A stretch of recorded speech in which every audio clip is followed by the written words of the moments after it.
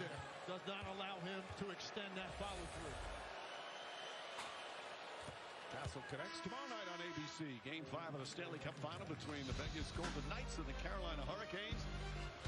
That series all tied up at 2 after Carolina won Game 4. What a series that has been.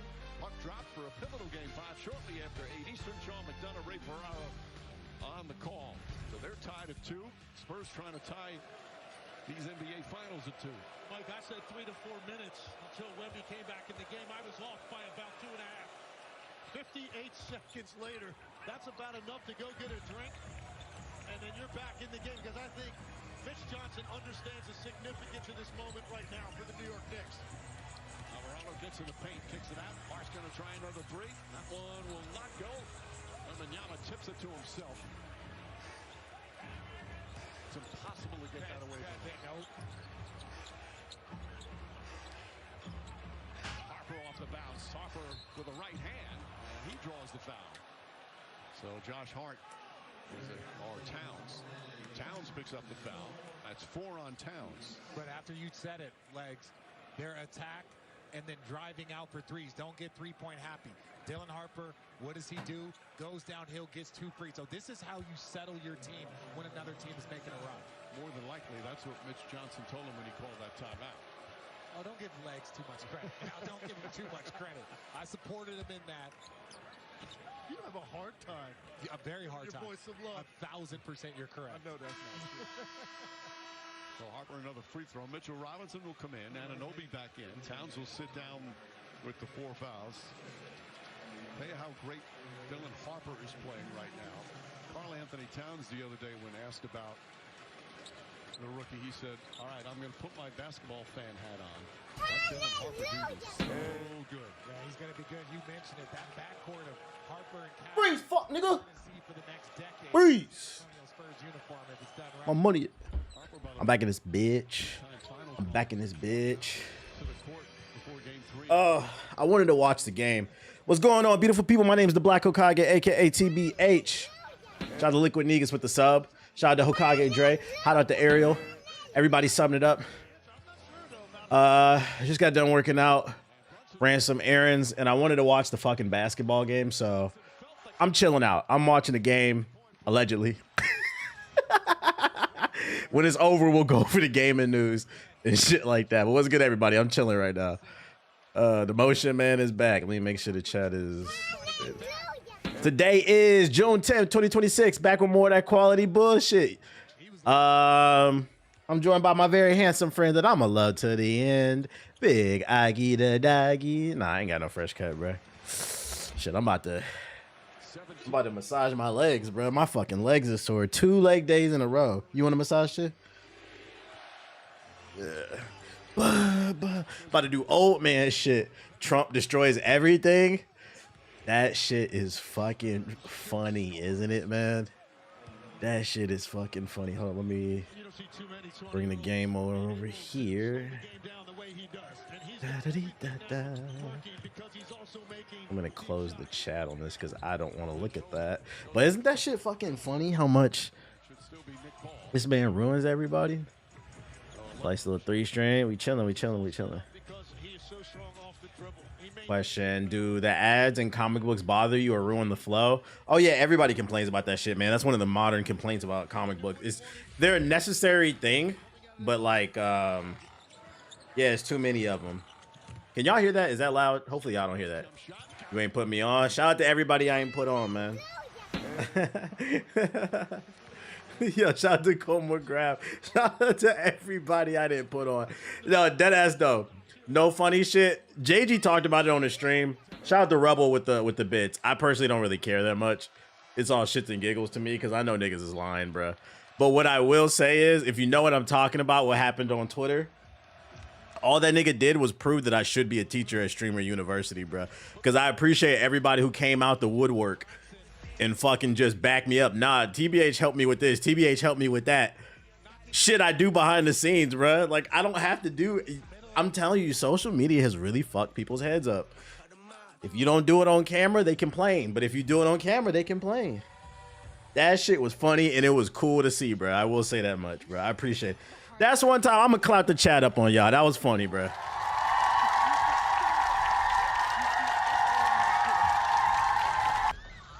My legs are sore, so I'm doing old man shit and talking to the chat, bruh. That shit don't make no sense. Motherfuckers be bored, bruh. Is that? Can y'all hear that? That's not loud, is it? I'll turn it off if it is.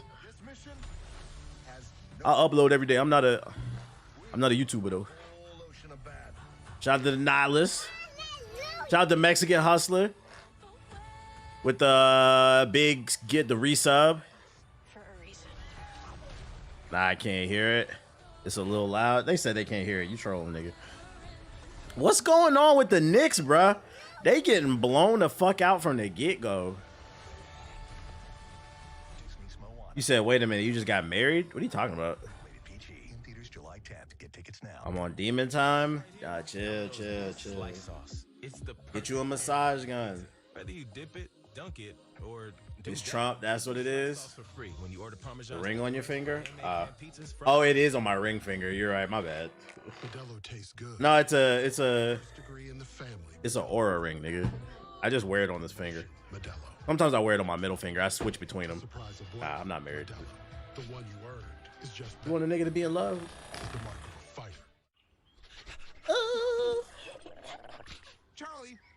Wimby equals Vegeta. My bad, I wasn't trying to assume. Nah, it's fine. It was on my ring finger. Off topic, do you got exercises or stretches for the knees? Ice your knees, bruh.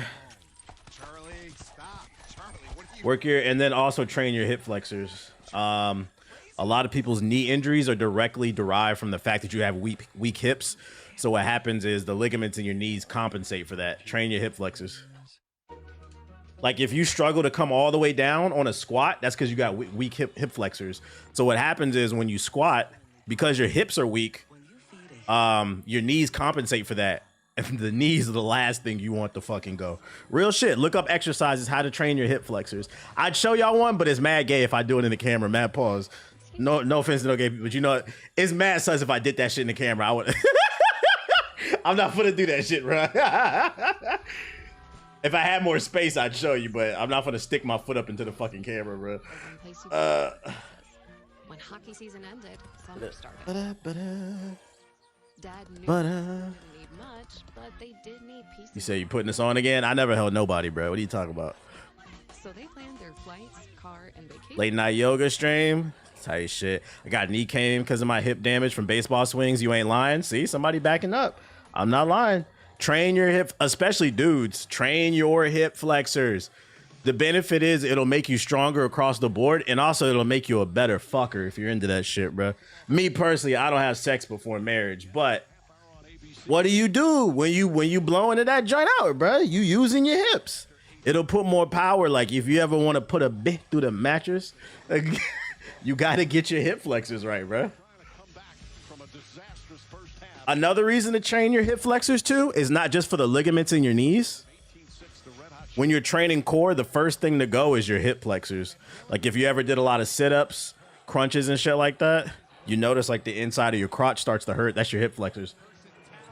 Your hips start to compensate for your lack of core strength. Basically, you know, don't have a weak equilibrium. This man is a legit fool with great insight. Somebody got to do it, bro. I appreciate it. Somebody got to do it. They don't remember the morning workouts on the patio. I would bring back the workout streams if I could find an actual space. Can't do it at my house. Oh my God, my knee. Get you a massage gun too.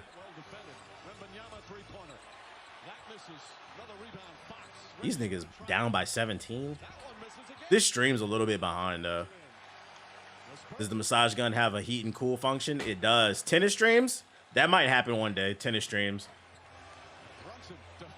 That might happen one day. The name of the brand is Bob and... excuse me. I just ate a big-ass chicken salad. One second. The name of the brand is Bob and Brad. I don't know if y'all can see that. Bob and Brad. It's got a lot of power on this bitch. And then it has a heat function and a cold function. I just did heat. I'm about to do cold. But I done legs 2 days in a row. Not like powerlifting, but conditioning training with like dumbbells and shit like that. Lots of reps. Fucking sore. It bums me because I'm 26 and I feel like my knees sometimes be hurting other. You can fix it, bruh. That's the education system and how it's failed everybody. People don't understand you can fix your fucking knees, bruh. It'll take time. You're having knee problems. Some of it's genetics, but some of it is just never were trained correctly. It's just as important to strengthen your ligaments as it is doing bicep curls and shit. You feel me? So like what you can do is shout out to Kane Snow with the super chat. Appreciate you. What you can do is go on YouTube. TikTok's a great place if you want to just pick up info really quickly. Like one way you can strengthen your knees if you want to tip off the top of my head, walk backwards on a treadmill really slowly. That strengthens your knees, the ligaments behind your knees and shit like that. You're welcome. Shout out to DJ with the $5 super chat. I don't know why the fucking thing is not going off.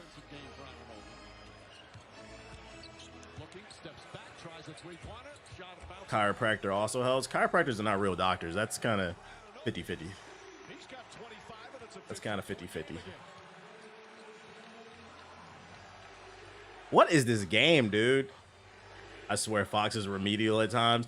Yeah, I'm not gonna lie. If De'Aaron Fox, and I love him, bro. When he's on, but when that man is off, he's off. If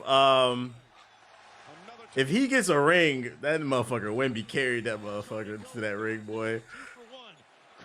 So yoga's the answer. Yoga is underrated. That's really good for strengthening your ligaments. I did some last week. That shit was tough, bro. You got good skin. What's your secret? Eating lots of pussy. Nah, deadass.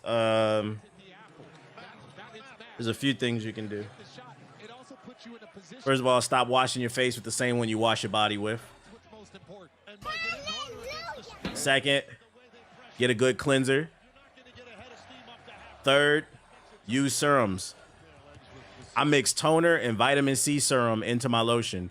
And then a lot of y'all don't know too. A lot of you niggas don't know. You're supposed to use a different lotion on your face from your body. Like you're not supposed to put Lubriderm on your fucking face, bro. It's too rough. I got a Japanese lotion from Costco. Real expensive shit, you broke bitches. Get you a face cream. Some shit with some algae in it. Mix some vitamin C in that bitch, a vitamin C serum. You'll be straight, bro. Drink lots of water, too.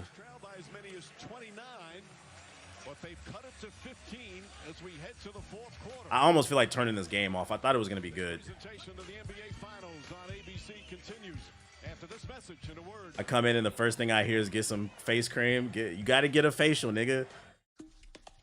I think they got too cocky. You have to stay humble. I don't know. You know, as much as I am a New York hater, I don't know if they got cocky. I think it's Trump, bruh. I think it's fucking Trump. Personal pizzas from Papa John's. Order 2 or more for $6.99 each. Better ingredients, better pizza. Papa John's. Better ingredients, better pizza. Fuck, nigga. Pizza. Hold up, let me make sure my stream is straight. Only in theaters June 19. Let me hold up. I'm gonna move the chat over here. Close this. God damn, my legs is like itching now. To Super Bowl 61 and beyond. You see what the fans is doing? They wilding. Let me put my glasses on. Karma for beating the Spurs. Shout out to L Day with the sub. Appreciate it. Just gave a mini face routine and niggas say you don't be putting people on. Nah, I did not beat 007 yet, unfortunately. Let me check to see why these. I fixed the Twitch ones. Why is the YouTube one not coming through? Perfect. We're on the YouTube joint. Da da da da da da da. Memberships. Move it. I like to move it. I like to move it. I used to play that to the kids all the time. I used to work with. Keep the game on so they can plan to be a disappointment. Chill. Did you see the Metro trailer? I did not, but the game looks good. I want to play it. I know it that much. I need to clean my glasses. That's weird. I got the fucking alerts on. Why is it not playing shit? Control through OBS. Oh, that's weird. Twitch alerts aren't controlled through OBS. YouTube, wait, cancel. That might fix it. Okay.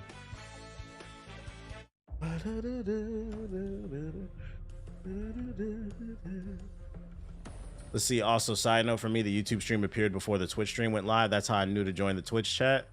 Hey, whatever works. You can use, like, you don't have, if you want to watch on YouTube, that's fine.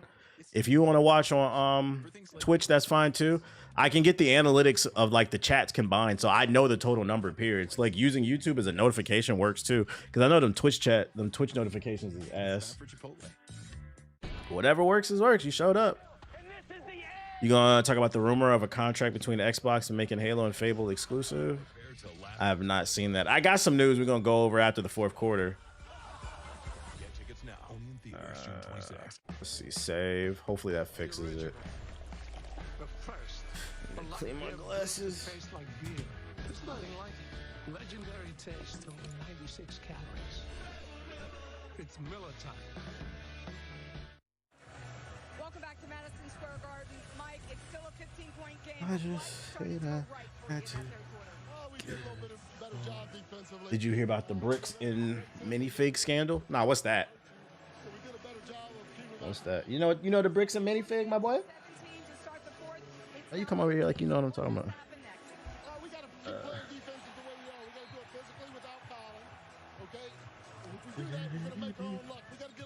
about. You gotta start streaming on Daily Motion. Why? Cause I got motion, nigga.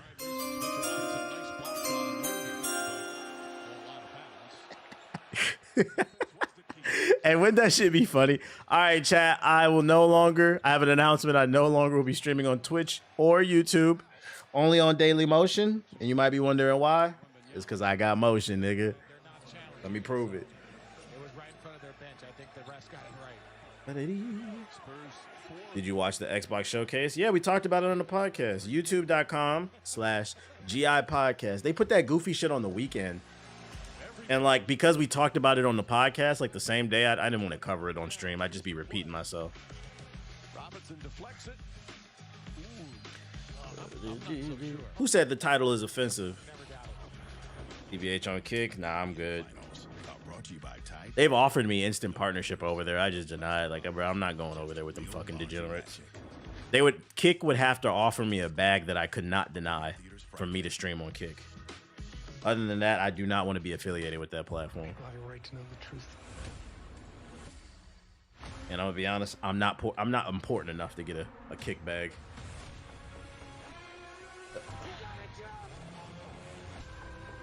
Would you rather get Kick sponsored by Kick or Subway? Subway. Ain't that crazy? Ain't that crazy? You said, what's the price? M's. M's. We gotta be talking about M's. That's what I'm talking about. I need generational wealth, nigga. If I'm gonna stress myself out, I need generational wealth. Especially because I got goals and I need money to fund it. You don't want to be in the same platform as Claviclier? Nah, I don't want to do drugs and hang out with hussies. I'm good. Seeing you any World Cup fever out there in LA? You're a visionary. Nigga, don't nobody care about that shit out here. Like, I mean, maybe I'm wrong. At least the side of town that I'm on, I haven't seen nobody talking about the World Cup. I ain't seen no jerseys or nothing. Like, don't nobody, brother. This is America. Hey, shit, it's another day in LA, bro. Don't nobody care about the World Cup.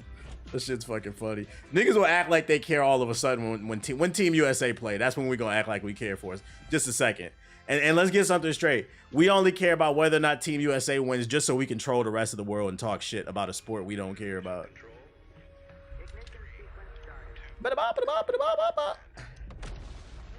Be like, damn, y'all lost to some niggas that do not care about this shit.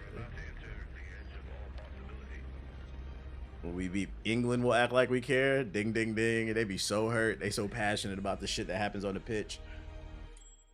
Tomorrow, the World Cup starts. I didn't even know it started tomorrow. I'm glad y'all told me. USA's on Friday. Maybe I'll watch Team USA's game. Support the country. That's about it. I'm not watching that shit.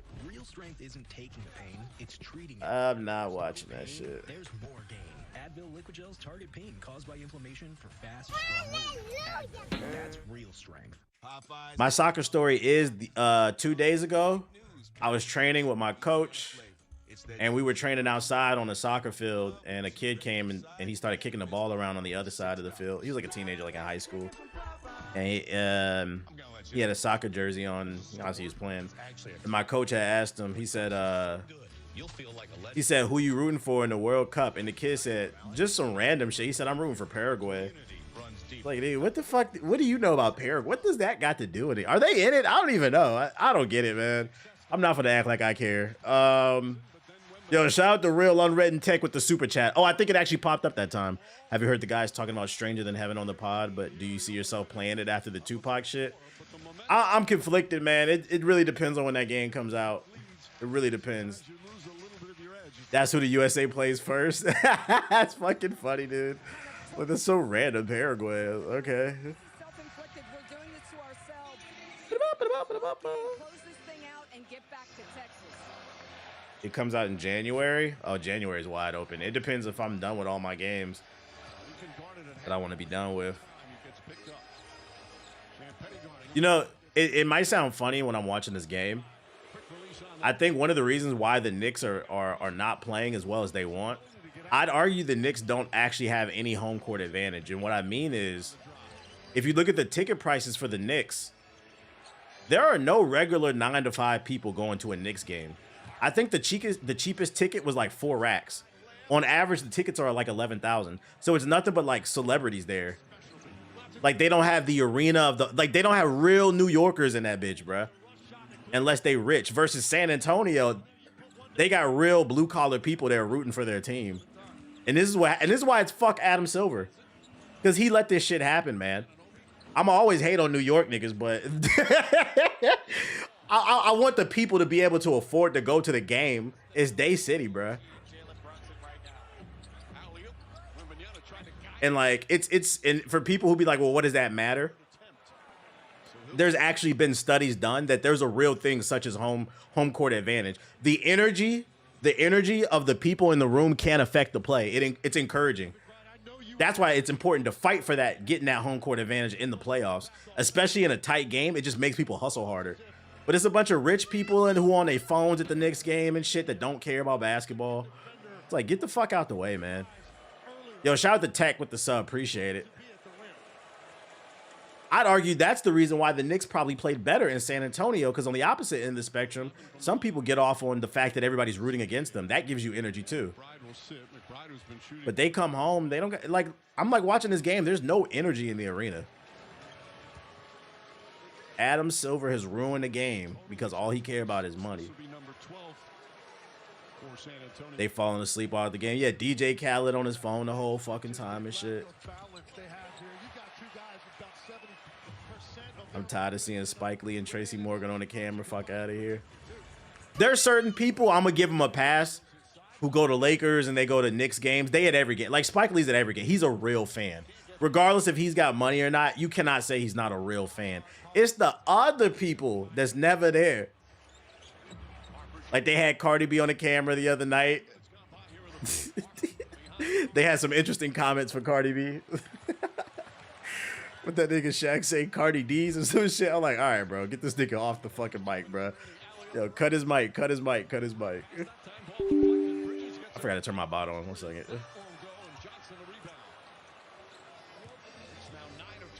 Shaq, yeah, he freaked out, bro. You too old to be acting like that.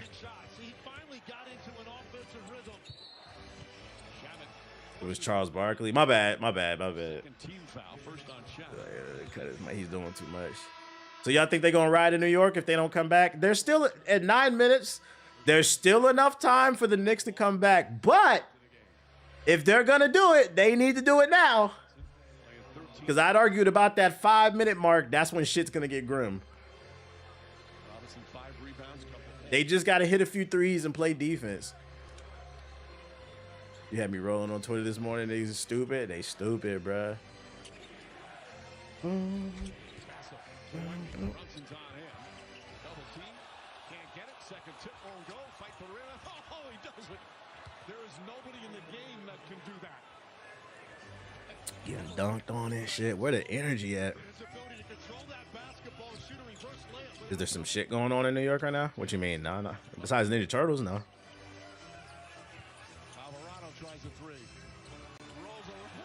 They needed that 3 from Jose. Jesus. Am I gonna go to the TMNT pizza shop? I saw that on Twitter. I wish, but I can't be eating cheese, chat. I'm lactose. Only milk I can have is filtered. Somebody needs to open a pizza shop that makes pizza with cheese that has ultra filtered milk and protein in that shit. Then I can eat it. I can't eat regular cheese. They got the pills. Yeah, but I used to pop the pills. I'm not gonna lie, man. The Beanos, the Lactades. But it gets to a certain point where you have to ask yourself, you know, because here's the thing. Eventually your body adapts to that shit. And it starts off with 1 or 2 Beanos or Lactades. That 2 turn to 4, 6. You start popping all them pills to eat certain food. You have to ask yourself, is it really worth it? Or maybe should I just listen to my body and cut it out my fucking diet, bro? No, I'm not a rhino pill popper, nigga. Yo, shout out to DM Killer with the sub. Appreciate it. Appreciate it. And like every once in a while, you could treat yourself when you lactose, but you got to plan around that shit, man. You got to make sure you're not hanging around anybody that weekend. It's got to be like a Friday. Then, you know, let your system clear out Saturday, Sunday. It's that cheese in America. No, that's real because cheese in Europe didn't fuck with me. It's something they put in the American cheese. Yeah, you got to plan for the bubbles, man. Plan for the bubbles. But the thing is, I live in America right now. What can I do? And I'm going to be honest. Not only do I not want to live in Europe, I don't even want to visit it unless I got work. Like, I don't know what it is about Europe that just does not fucking interest me. But I just never had a desire in my life to go to Britain. I don't want to see the Eiffel Tower. Don't care what's going on in Germany. Like,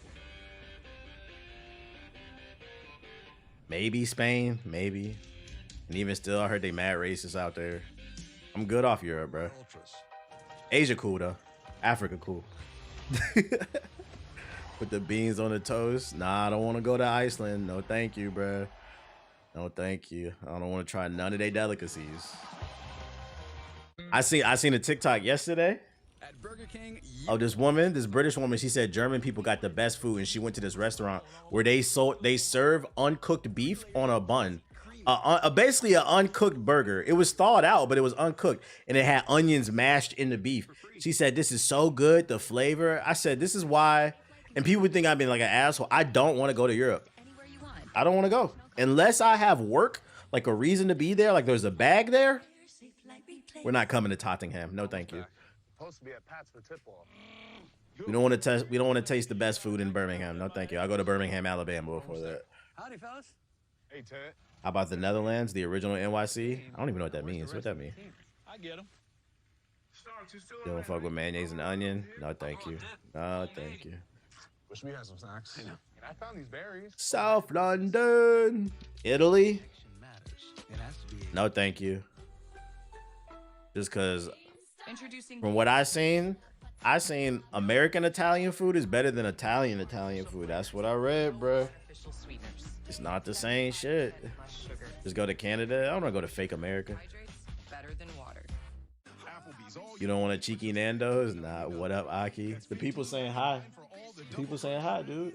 Boneless wings and riblets that you can eat. That's you don't care? For $15.99. You don't care the people saying hi? All right. He's chilling. No one goes to go to Cape Verde? Yeah, I heard Cape Verde is lit. He does sell it. You said Greece? Greece, maybe. Maybe I can go reenact Assassin's Creed Odyssey or some shit like that. He just asked Copilot to help make it work. 100% American Italian food is way better. Suddenly, Tanzania? What's in Tanzania? No Central C? No Central C. No, thank you. Copilot handles the spreadsheets. Enjoy. Cleveland? No, I definitely would go to Europe before Cleveland. Come on now, guys.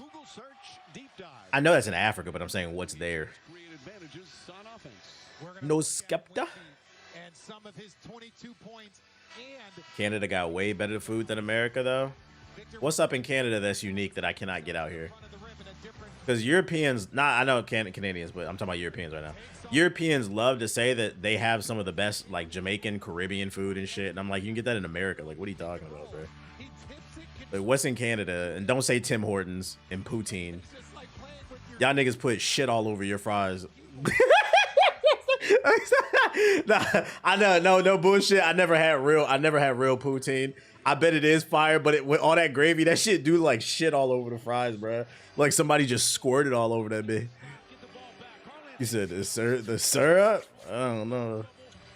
This man Wemby just throwing up threes.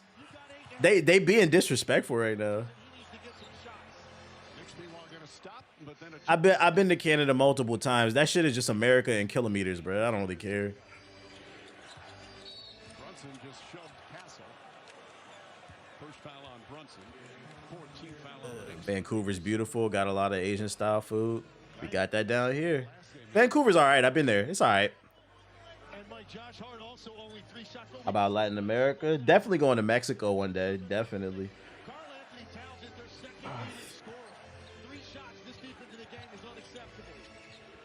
Supposed to take a trip down there. I got friends that speak Spanish, so you know. And I look Dominican, so we should be all right. Toronto is like Cleveland, but for Canada? No, it's not. You just saying shit, bro. I really, some of you niggas that never been nowhere, I could genuinely tell for you to even say that. Toronto, no funny shit. About gaming and life. I respect your authenticity and how you always stand on what you believe. Appreciate you. Yo, shout out to Unreal Written Tech with the $10 super chat and the nice words. I appreciate you, big dog. Thank you. We glad we can do that. Now back to what he was talking about. Toronto is not the Cleveland of fucking Canada. You don't know what you're talking about. I'm not even from Canada, and I can give better examples of what the Canadian version of Cleveland would be, because it's not that. Toronto is top 5 most safest cities in the world. Not Canada, in the world. Yeah, Hamilton, Canada is like Cleveland. Winnipeg. I heard they be shooting out there in Winnipeg. Niagara Falls, yeah. Canada's got some rough spots. Fucking Brampton. But Toronto, no. That's like, yeah, that would be like y'all LA or, no, that would be y'all New York. That makes sense why he said that shit, because New Yorkers think they tough too. I'm surprised you know about Brampton. Are you Canadian? The only reason I know about Brampton is because there were some comedians on YouTube that were from Brampton. And also, what's the name's from Brampton? Apparently, Tory Lanez. He's not really from Toronto. He's from Brampton. And then out of curiosity, I just went on YouTube and searched it. I'm the type of person, I will ask Google anything. Yeah, I heard a certain group of people can't drive in Brampton. I'm not gonna say who. But like, I'll get real curious and I'll just like, I've watched videos about Winnipeg. I've watched videos about Brampton. I just be watching shit, bro, because you never know when you can put it in conversation, bro. So I know about Hamilton. Hamilton would be more like Pittsburgh, though. That'd be like a Midwestern town. But like, yeah, that's a rough area too. New Orleans is the wet Detroit. No, not really. Not really. Because Detroit doesn't really have a strong food scene. Y'all got like Detroit style pizza, but that's what else are y'all known for? New Orleans has a whole music and food scene. That's, I give music to Detroit, but that's about it. Cars don't count because the cars that come out of Detroit fucking suck. Ain't nobody driving a Chevy. Ain't nobody driving no GM. Ain't nobody driving a fucking Ford. And if you are, you're in the car shop every other day. While the government blocks you from being able to buy Chinese EVs. Big interception. Hold up. With 6 minutes. They could come back. Play good ball. A big bucket from Cat. Yeah, they're down single digits now. We got a game. Now, I said it, man. There's enough time for them to come back. They got to play good defense and just take good shots. You just like me, for real. I'll search anything. Being curious is important. Like, you never know where that can lead in a con. Like, just me, because somebody in the chat said, I'm surprised you know about Brampton. Freaking, You just never know when you can use that shit in conversation. It came in handy right now for content creation right here. I can talk about it on fucking stream. I had a whole Canadian arc, and it started with Toronto because of the rappers. That's why that shit had me cracking up. So one of my favorite things to do, low key, I love to look up rappers from a city I never heard of just to see what you bum ass niggas. So like, you remember when Drake was first like when he was at his peak, 2016, and you had Mo G and Smoke Dogg and what's the one with the high pitched voice? Novocaine Press. What's his name? Presta G. You had all the Toronto rappers. Nav. Yeah. I was listening to all that shit. I was like, God damn, these niggas suck. And then you get curious, right? Then you get curious. So that went on a whole Canadian tour because I also remember what's the name singing about Mississauga. Party Next Door. Party Next Door is from Mississauga, which is, I guess, a neighboring city from Toronto. I started looking into Mississauga rappers. I was like, bro, these niggas are trying so hard to look poor. I was like, they had like the funniest thing about Canadian rappers, besides the real rough areas, most of Canada is nice. What they'll do with Canadian rappers is they'll go on that one corner on a block that has 2 pieces of trash, and they'll stand there the whole fucking video with ski mask on, trying to make that shit look rough as fuck. London rappers too, they do that dumb shit too. Like, I remember I heard some British rapper on Vlad TV say the most shocking thing about America is when he came here is he was like, there are genuinely places in the United States that look like third world countries. Be like, yeah, when people talk about they from a rough area, like they really mean that. What's rough in Canada is not the same thing in America. Like, get the fuck out of here, bro. London's an actual city though. It is. London would be like, I would say like the European New York, but y'all niggas still stink. Y'all don't shower. Y'all don't brush y'all teeth. And y'all food is not that good. Y'all got the train though. I guess that's cool. Hey, we got a game, 9 points. British rappers over Canadian rappers? Nah. I'm not gonna agree with that. I'm not gonna agree with that. I haven't heard any British rapper drop a project like Alone at the Prom. And then unfortunately, you do got to throw Drake in there too. I haven't heard a British rapper drop a So Far Gone. Nah. Dave's all right. Dave's all right. Moji and Central C. Shout out to Moji. Real nigga like water. They can't hold me. 81 shots on your block like Kobe. Real shit. Skepta? Nah. Skepta has one of the worst songs I've ever heard. 92.99. Is the score up to date on the... Is my scoreboard up to date? Hold on, let me see. Fuck. Oh, 99.95. My stream's behind. Holy shit, we got a game, guys. Did you like JID's last album? I did. So in your opinion, what city got the best artists? Traditionally, the best artists come out of the big... If you're talking about the United States, traditionally, the best artists usually come out of the largest cities, but that's only because they have larger pools of people. So your Chicago's, your LA's, your New York's. Ain't nobody listening to that Florida shit but Florida niggas, bro. No, thank you. But that doesn't mean there's not talent from other cities. It's just they have a bigger pool. That's all. Yeah, Atlanta, DC. Ratlanta, Philly, Gary, Indiana. Actually, Gary, jokes aside, Gary, Indiana is an example, though. I mean, like, it's not all major cities. Gary, Indiana got Michael Jackson and Freddie Gibbs. Ain't that shit fucking funny? Like, the gap in talent from Gary, Indiana. We go from Michael Jackson to fucking Freddie Gibbs, bro. And no disrespect to Freddie Gibbs, bro. He's all right, but like, that's a crazy. It's not like Future to Lil Baby, you know what I mean? In Atlanta, it's like Michael Jackson to Gary. It almost sucks to be from Gary. Well, it does, but you get the point. Did you check out the Vince Staple album? I got to cop the vinyl. He dropped a new album? No, I'm not going. He dropped the new album? Say yes. Why not? It's my age. I didn't know you dropped the new album. It's Miller time. What's it called?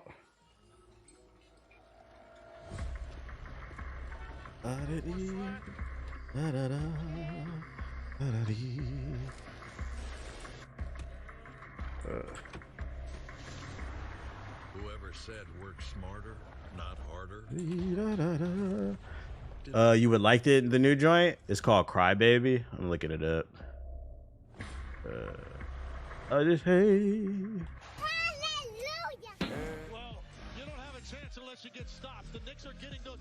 Thanks for putting me onto the Expedition 33.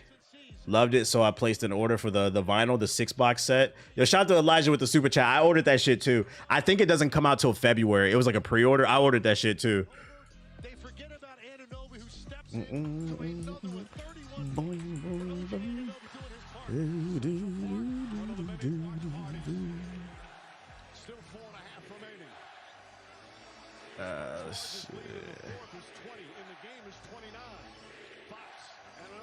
Gotta get my paper up for Absolute Catwoman. I just got that shit.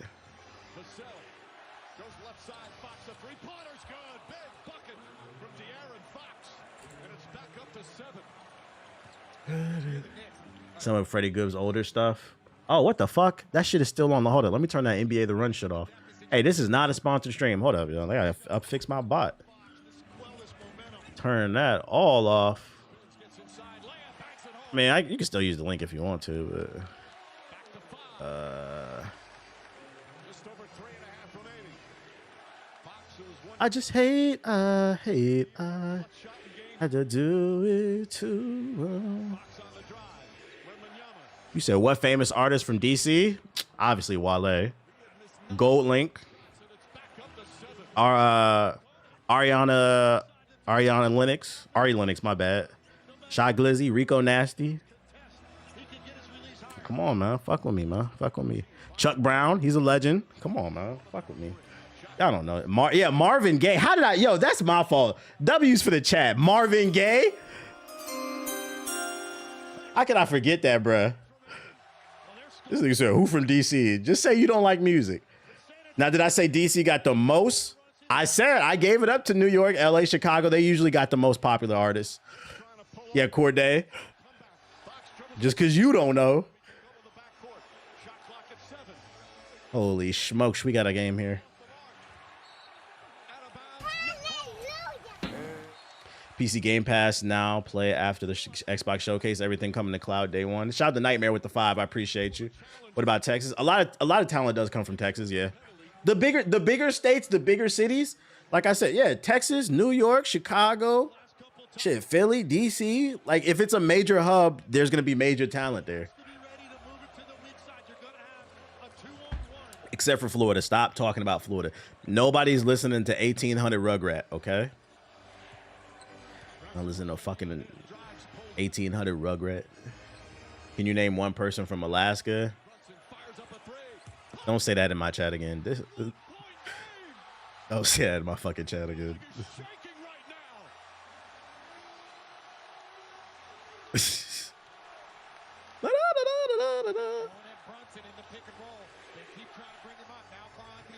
Florida got Pitbull and Flow Rider, a bunch of Trumpers. Holy smokes, we got a game here. We got a game here. Hold on, let me look at the scoreboard. What's the updated score? Because my bad. 1 point game, okay. Yeah, my stream's a little bit behind on the game. Fuck.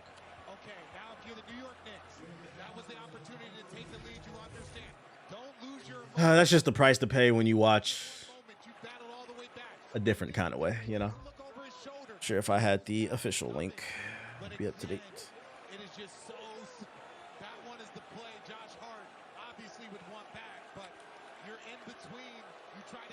TBH, your shit ain't lagging. It's not? So my game is up to date? Oh, that's right. Y'all did say the scoreboard do be ahead. That's whack, though, that I got to go on the Google scoreboard to get the actual score, bruh. Fuck Adam Silver, bruh. Hey, if the Knicks pull this off, they got the series. They got the series. Even if they don't get the next game, I think they'll take the series. This is the most important game. Brunson is a hooper. Facts, facts, facts. Bro, the Knicks are about to blow America up, bro. They about to turn this into the United States of New York.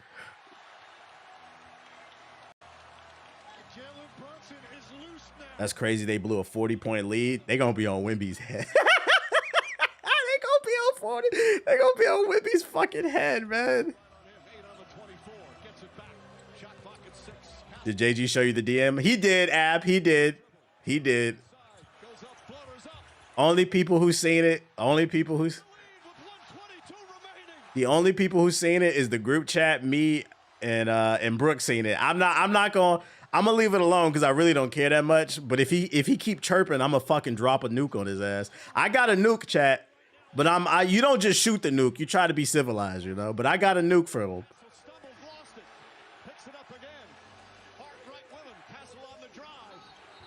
Castle playing football again. Castle playing football.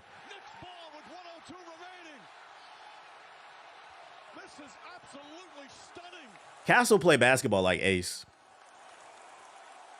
How about them Wizards? No, real shit, bro.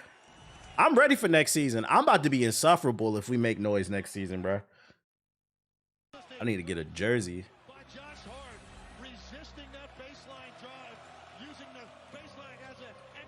Nah, he DM'd JG. Thought he wasn't. No, he didn't DM JG. What JG was saying on his stream is somebody that he DM'd. Let's just say he DM'd somebody that contradicts everything he said publicly. Which just goes to show you that motherfuckers just be lying for clout. Goddamn. Big Cat? You gonna come to DC and watch a game? Why would I do that? I could just, if the Wizards come to LA, I'll just go to that game. And the best part is, why would I fly to DC to watch the Wizards when I live in a city where we have the Lakers and the Clippers, bruh? So if I wanted, I could go catch a clip. It'd probably be better just watch the Clippers versus the Lakers. That'd be cheaper. I have twice as many chances to see him here. Sadly, the Wizards got a solid squad, definitely a plan. I feel like they have if on paper, I feel like they could be a playing squad, but it really depends on how they mesh well in health. Yo, shout out to Nightmare with the super chat. You spoiled with entertainment in LA.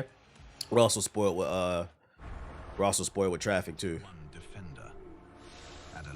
Gonna be gonna throw up a desperation 3 and the Knicks gonna win. Hey, if I refresh my stream, will it catch up? We got 2 batches of articles to get into. So the game, and when the game is over, I got 2 batches of articles. That's what we're gonna be talking about. But this is a close game. Let me see what Siggy talking about.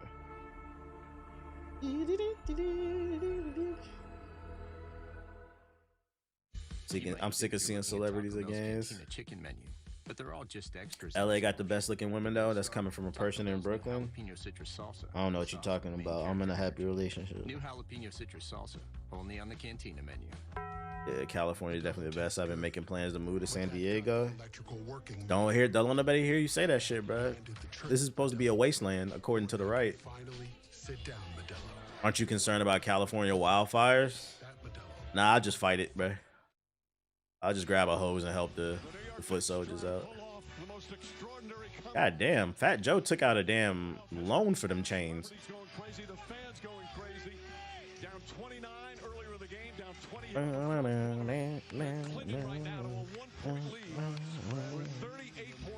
Start spreading the news.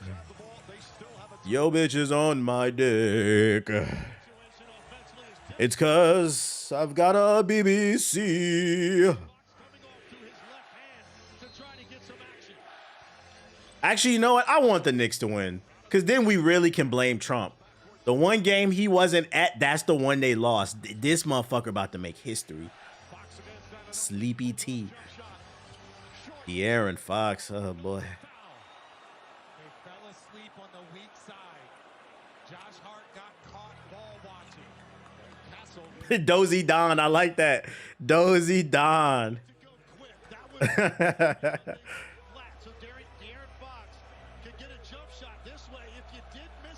How did he get that rebound? Box out, my boy. It's a lose-lose for Trump. If they win, you blame him for the one loss they took. If they lose, you blame him for losing the series, period. Almost like he should have never showed up. He is a fearless 21-year-old. And we're tied again at 105. And when you talk about details, people This man's 7 for 7. Championship is won in the details. Josh Hart has been doing an outstanding job defensively on that one. He gets caught ball watching. Gets the offensive rebound.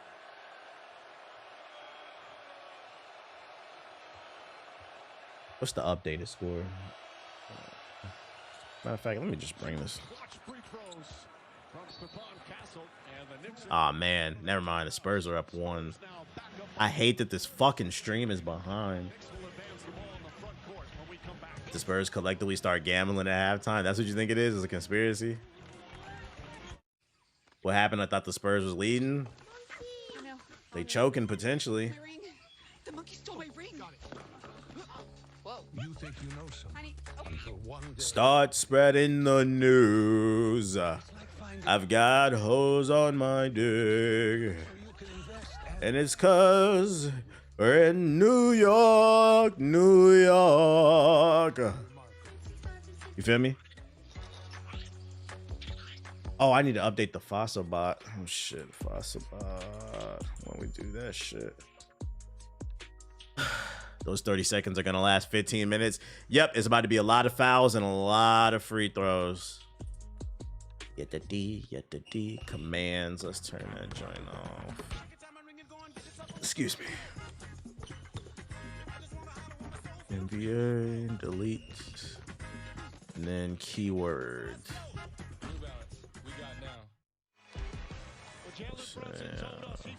Timer. Game making me anxious. Hey, be honest, chat. Who got money on the line tonight, and how much? Who got money on the line? How much y'all bet? All they pandemic. Something light, just a little 200. Nothing too crazy, you know, just my car note. Nothing too crazy.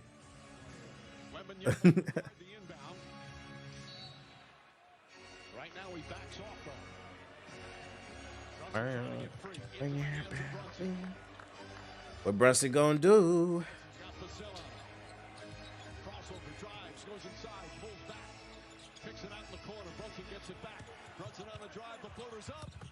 Oof. He sold on the floater. Oh my God. Yo, this man Fox is funny, man.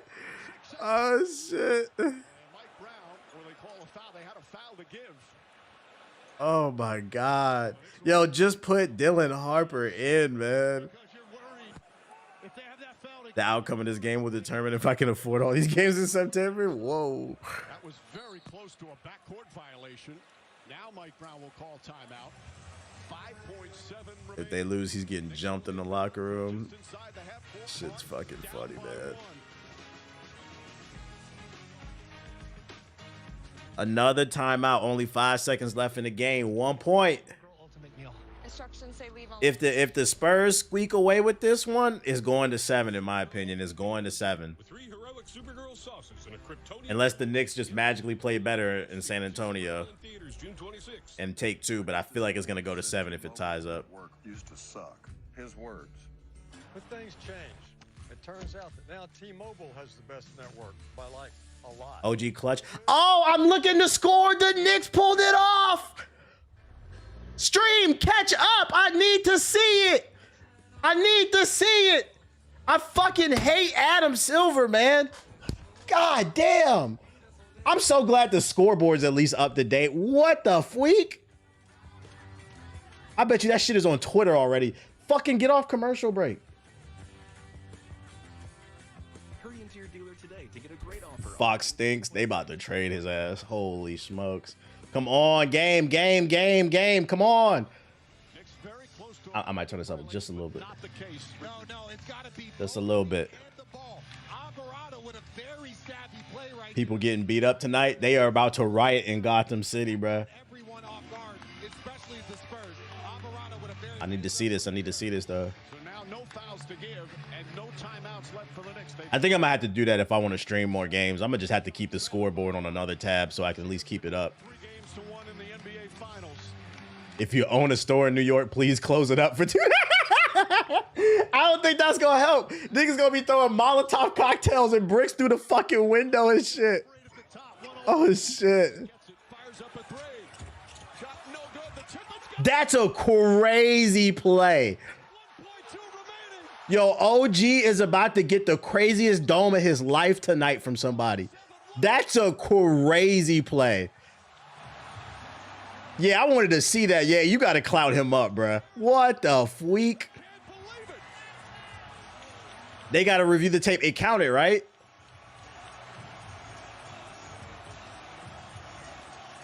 I'm not gonna lie, that's experience right there. That's where experience comes into play. Fucking box out. I'll box out and the Spurs win. If I'm the Spurs coach, I'm about to scream in the fucking locker room. It's no way he should have got that. I'm watching it back. He shouldn't have got that. That's a box out. That's crazy. Shout out to the Knicks. Shout out. Somebody didn't press L2 in the rec. Somebody did not press L2. You supposed to hold L2. Oh shit. Knicks in 5. Yeah, I think it's 3-1. Historically speaking, people, it's like a 90% win rate when you go 3-1. Close down the bodegas tonight. GG's, man. I'm turning the game off. GG's. Shout out to the Knicks. What is Siggy talking about?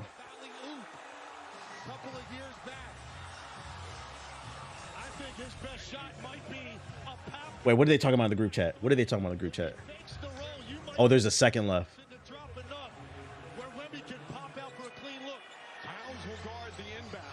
What they talking about? What they talking about? Castle, Fox as well. Harper's going to inbound the ball. No timeouts left. They have to get it in. Harper lobs it inside. Castle hasn't lost it. What was that? Oh yeah, Spurs is cooked. What was that, bruh? Trade Fox now. Oh no. That was there was no play there. What was that? Was that Fox inbounding? You had Wemby right there. Why did he give the ball to Castle? You had a whole 7-footer. At 1 second, you just need a shot. So the coach can't get mad at any shot that's taken. Why did you throw it to the...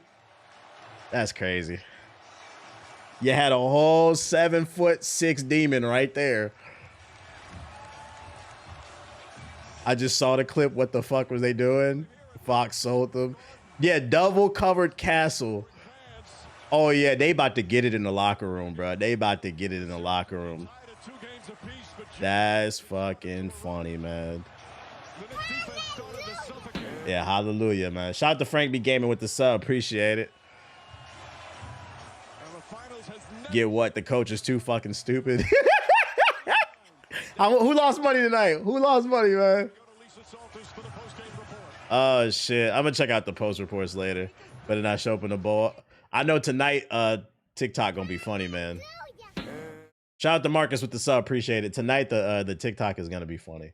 All right, man. GG's to the Knicks. Good game. That was fun.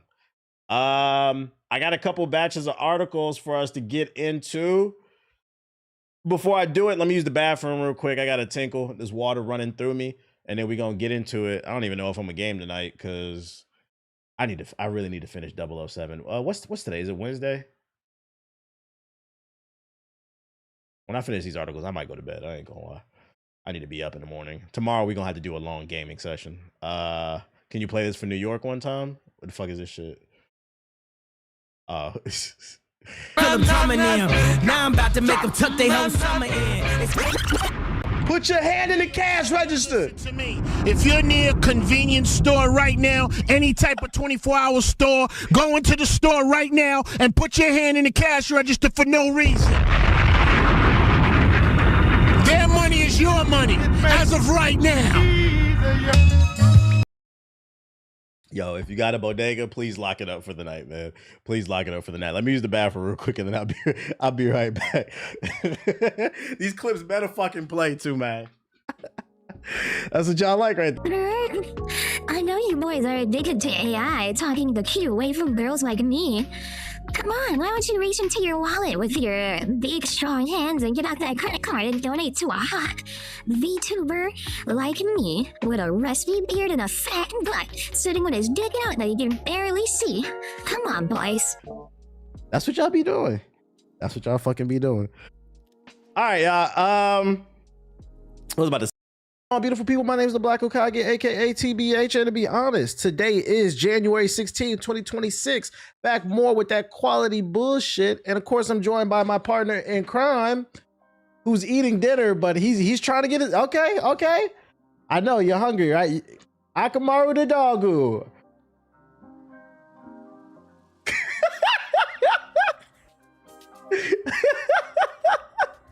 That motherfucker was eating, bruh.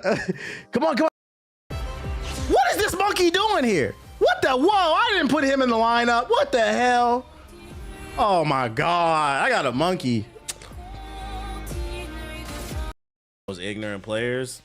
I mean, most of them is living off fucking shrimp ramen and, I mean, I'm gonna be honest, the FGC, any FGC nigga in this chat should not say shit to me because most of y'all ain't won shit, and most of y'all not even going to Evo this year. You can't afford a ticket, and then on top of that bitch not work. No, but hold on, let me get him. Then you can't afford a flight because we just saw that what's the name? Spirit Airlines just collapsed, and I know most of you broke ass niggas was flying on that shit. So stay home, you dusty monkeys.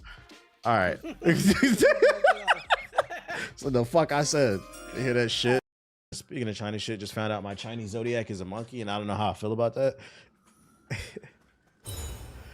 I shouldn't laugh at that. In the defense of the Chinese zodiac, it's just based off your birthday. The Chinese zodiac doesn't know you're black. It's fucking funny, bro. Oh shit. Like I'm gonna let that one slide. There's no evil intent behind that, bro. That shit's fucking funny. Yeah, blame your parents, not the calendar. You just mad you found that shit out on Black History Month. That shit's funny, man. Cause I'm like, cause then on the opposite end of the spectrum, I know on the Chinese calendar I'm year of the horse. Like, clearly. Now, I would say you have a case if during Chinese Lunar Year, for some reason, every black person turned out to be year of the monkey. Hit the like button if you're watching on YouTube, boys. With the men with the bonnets, big strong men with the debit cards. Drop 5 cents in the chat. If you wanna drop a super chat, throw it back. Boys.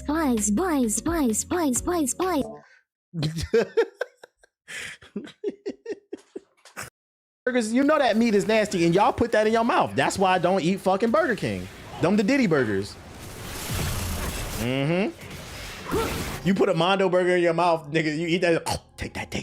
You got a nigga saying take that in your throat. That's weird, bro. That's fucking weird. But y'all liked it. Not me though. I didn't eat that. Not me though. Bitch. Get out the way. Yep. Get out the way. Get out the way. Yes, sir. Come on, look at your boy. Oh!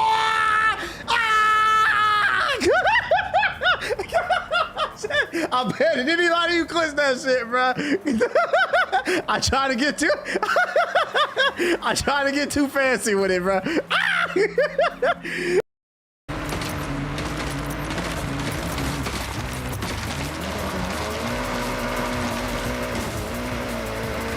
Come on. You could do it.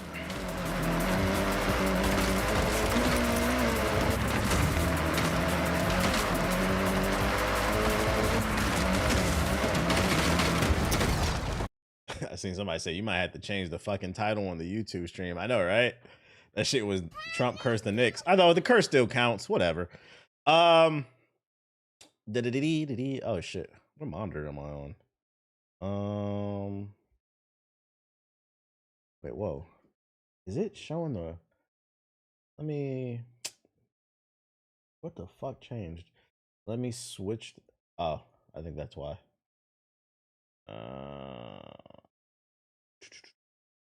Properties. Switch that to. There we go. My first monitor. Rename.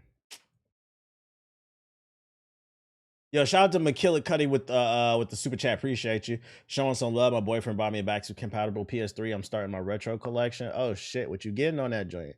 Shout out to Kron with the sub. Appreciate it. About to play that Uncharted for the millionth time. What's my fitness goals? To be able to run my mouth more.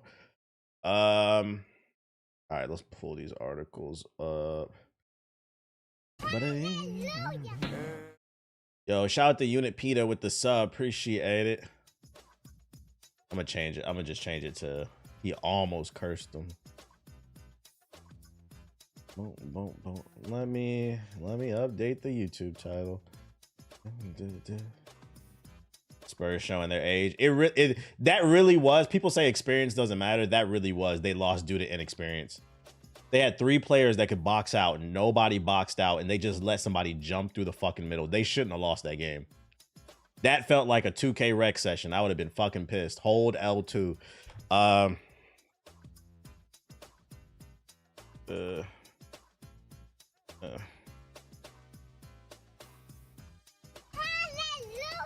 Bill.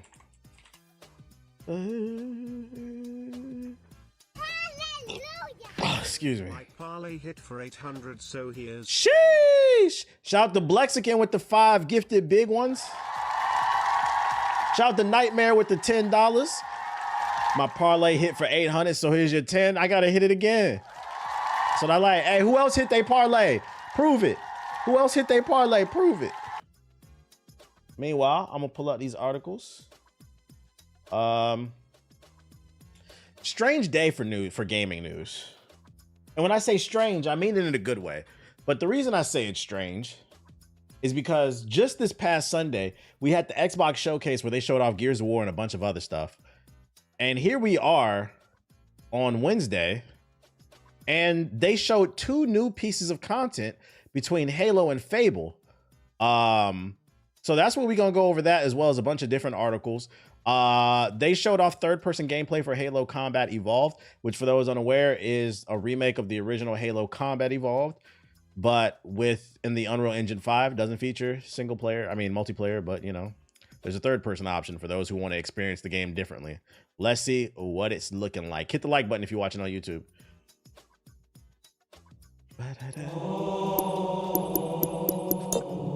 I just proved it. Shout out to Blacks again. Shout out to everybody proving they parlay hit. What browser are you using? Brave browser. B-R-A-V-E. Brave. Like a brave ass nigga. So the question becomes, before we go even any further, would anybody be interested in playing this in third person? Check out the Exodus showcase. I talked about it on the podcast. I watched a little bit of it.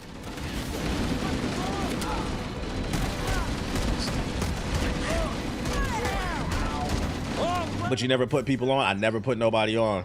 Facts. Yeah, I would. I personally would be more interested if this was an option for multiplayer. Shout out to Catalyst with the 5 gifted subs. If this was an option for multiplayer, I think I'd be more interested to see how it changes the game. But for single player,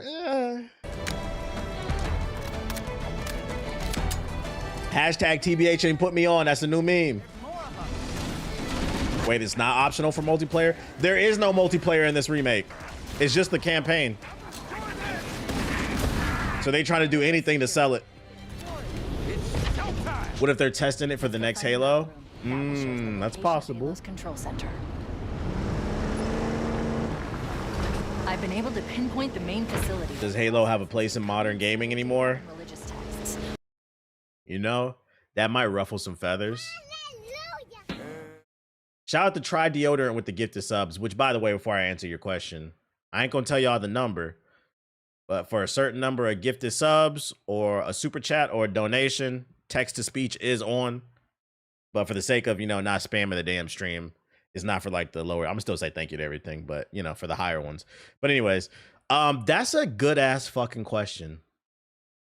And off the top of my dome, I feel like I'm leaning towards I do think Halo is teetering on the side of irrelevant. I think Halo had a chance to enter the zeitgeist again with Halo Infinite, and they fucked it up. I think I think the newer generation, the younger generation, heard about my generation's love for Halo.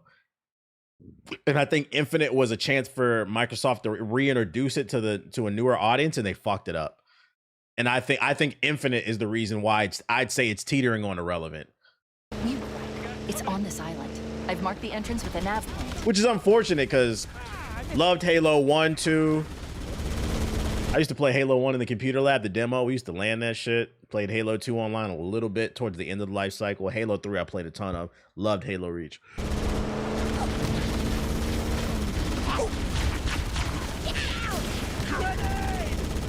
It's just something to play rather than hitting like Halo. Nah, facts.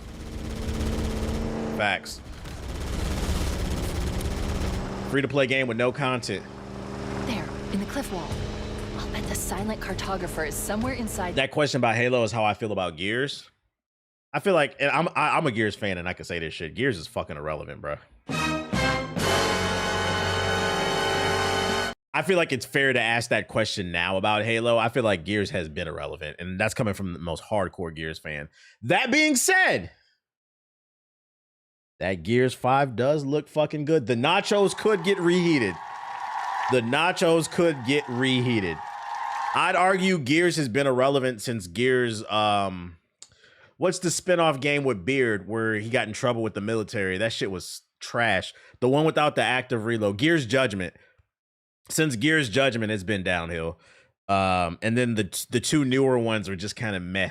They weren't bad games, but they were just kind of meh. But that Gears E-Day does look fucking good. I'm hoping for the best on that one. We have to get in there and Shout out to Just Pans and Marksman with the sub. I appreciate it.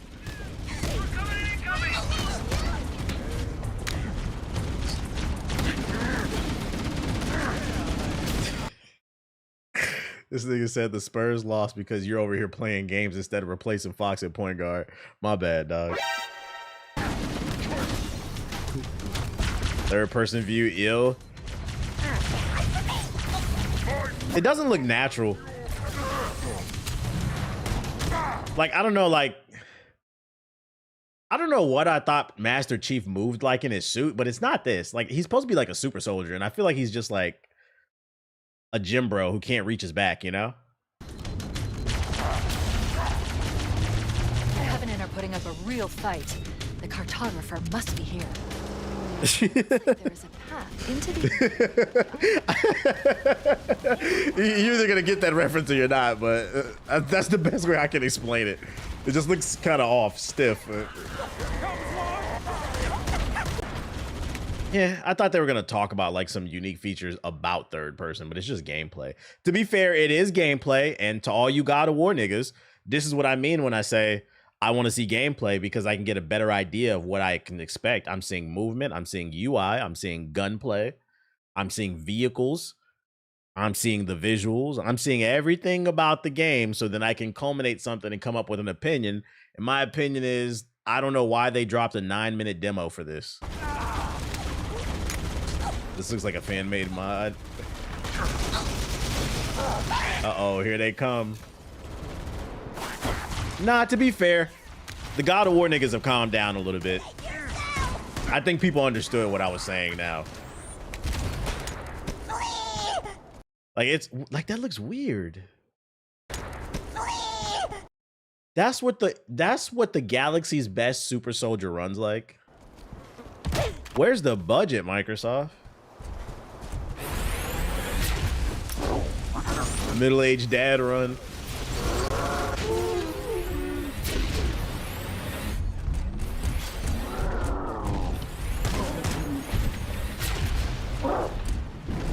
Wemby ain't better than 2016 Bron. They ain't coming back. I think Wemby's still he's still raw. He's got a lot he's got to work on. And he needs to put on weight. I've seen enough. It's on Game Pass, so I'm not going to complain. From a lot of people, it'll be free. But would I pay $70 for this? Absolutely not. absolutely not. Running like he got bad knees. But I mean, if it's on Game Pass, it might be worth trying if you never played Halo before. I just think that when you want to make something like a remake and you want to introduce it to a new audience, you should put everything in the remake that was in the original, because I feel like half of, and if not more, of what made Halo special was the multiplayer. People are gonna miss out on that. So I whatever, bro. Other news. Turn the music back on. Oh wait, let me take that. Let's go back to speaking of space nigga shit. Let me look at that Exodus, because I only looked a little bit of it. Let's look at the Exodus gameplay.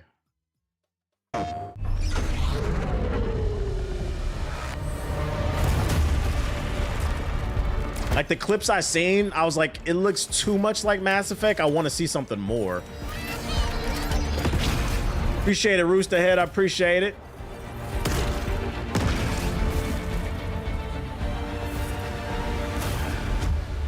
Exodus extended gameplay reveal.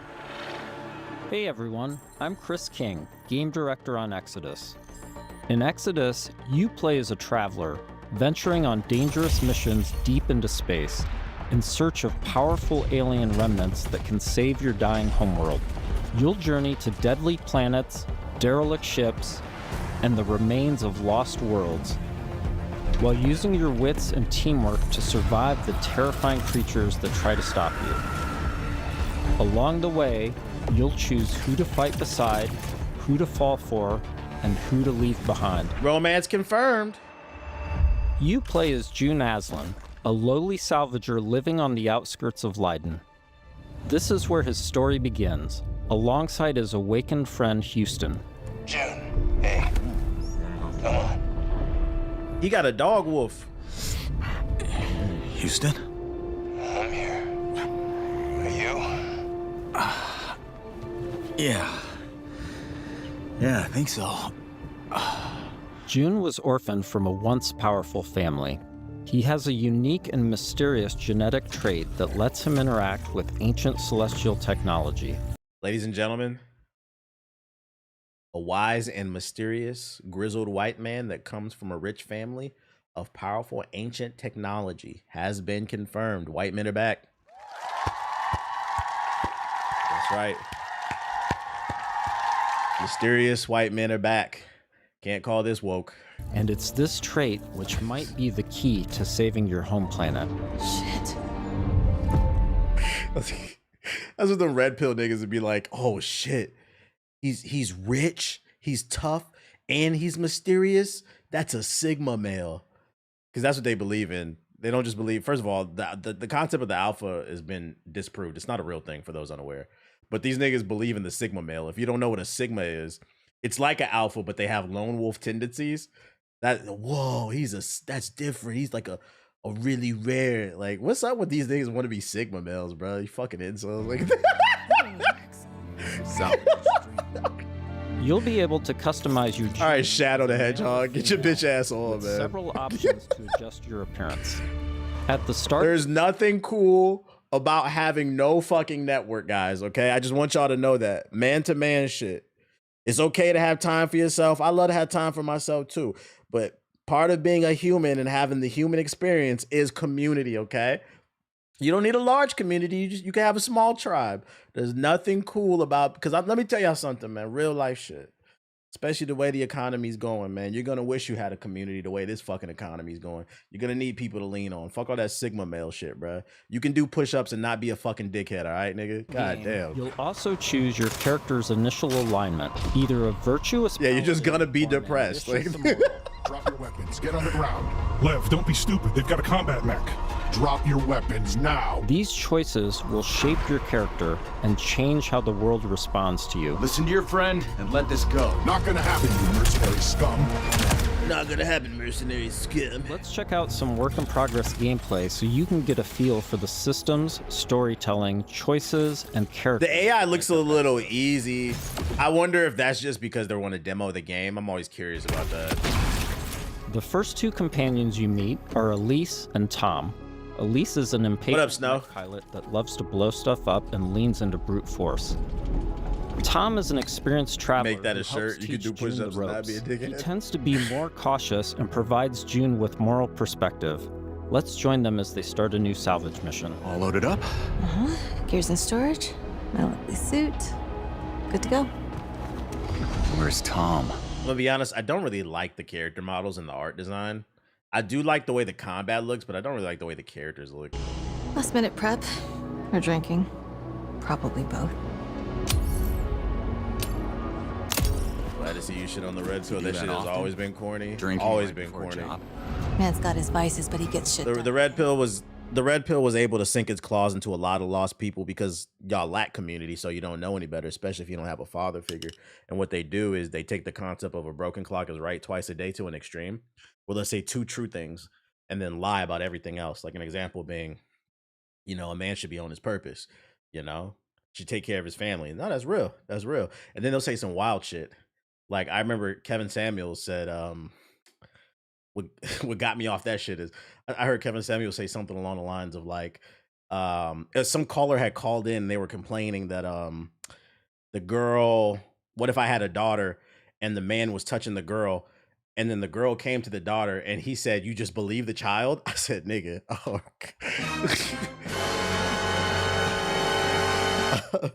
I was like, yeah, that's enough for me. I was like, yeah. Boy, I'm glad I'm a critical thinker, and that's enough for me, man. What's up, on? Throughout your journey, you'll team up with a diverse crew of companions, like Salt, an awakened octopus. We got your back, June. You too, Salt.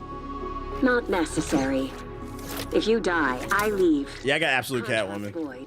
Wow. You don't mince words, do you? It's an Octo thing. You'll get used to it.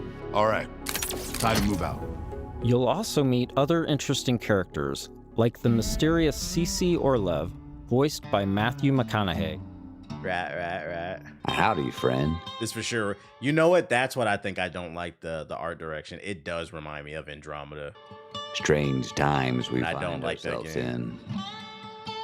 in. Named Space Cece Cowboy. Orlev. In this scene, Cece helps out June by giving him a recycler upgrade.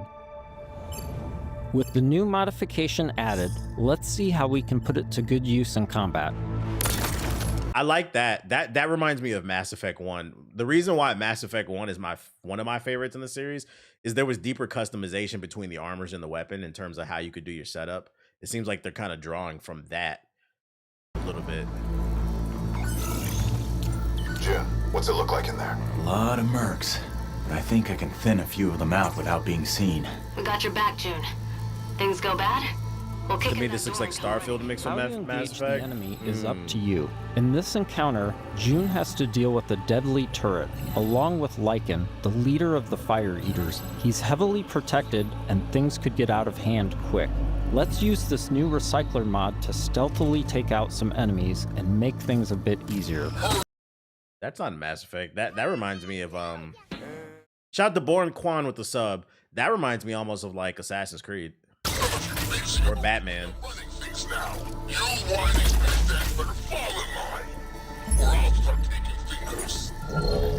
Next, let's use the scramble cloak to sneak up on some enemies. We got some cloaks. No vision, no discipline. We're going to do things different now that I'm in charge. First step, cutting out the deadwood. You all better start earning your keep. Apparently you can stealth the whole game. With heavy armor, I might try to do a stealth run. Thruster grenade to deal massive damage.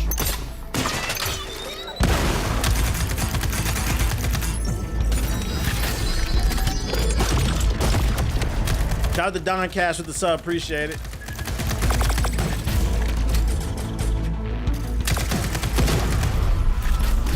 Old school, okay. Shoot the red barrel, the classics. Oh shit, okay, got a little sauce. This nigga fucking slid under the fucking trip mine and shit. Okay, James Bond. Skirt.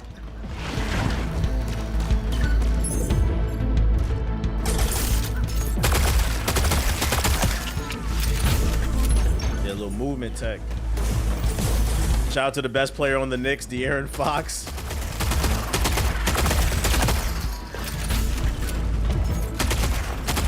Yeah, it's kind of like Starfield, Mass Effect, and Assassin's Creed. Yeah, I only saw the clips, and like the little clips that I saw, like it was cool, but like it reminded me too much of Mass Effect.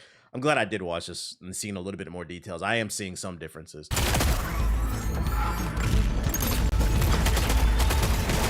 I'm still concerned about that AI though. The AI doesn't seem the best. The team having made it to the salvage.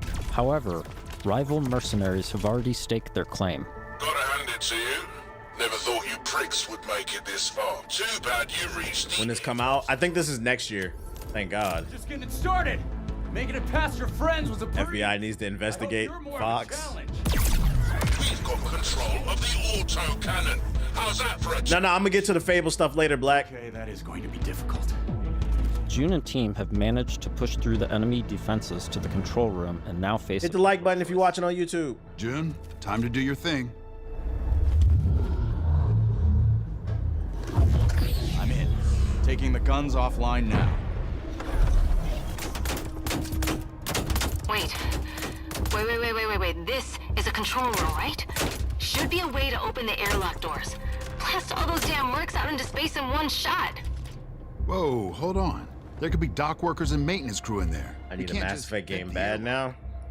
Yeah, there's this one, and then there's The Expanse as well that entered early access. But I'm not gonna lie, that Expanse looks basura. This one is the one that I think is probably gonna be the good one. Since we're not getting Mass Effect for another 10 years. Dock worker who might just kill us on sight anyway.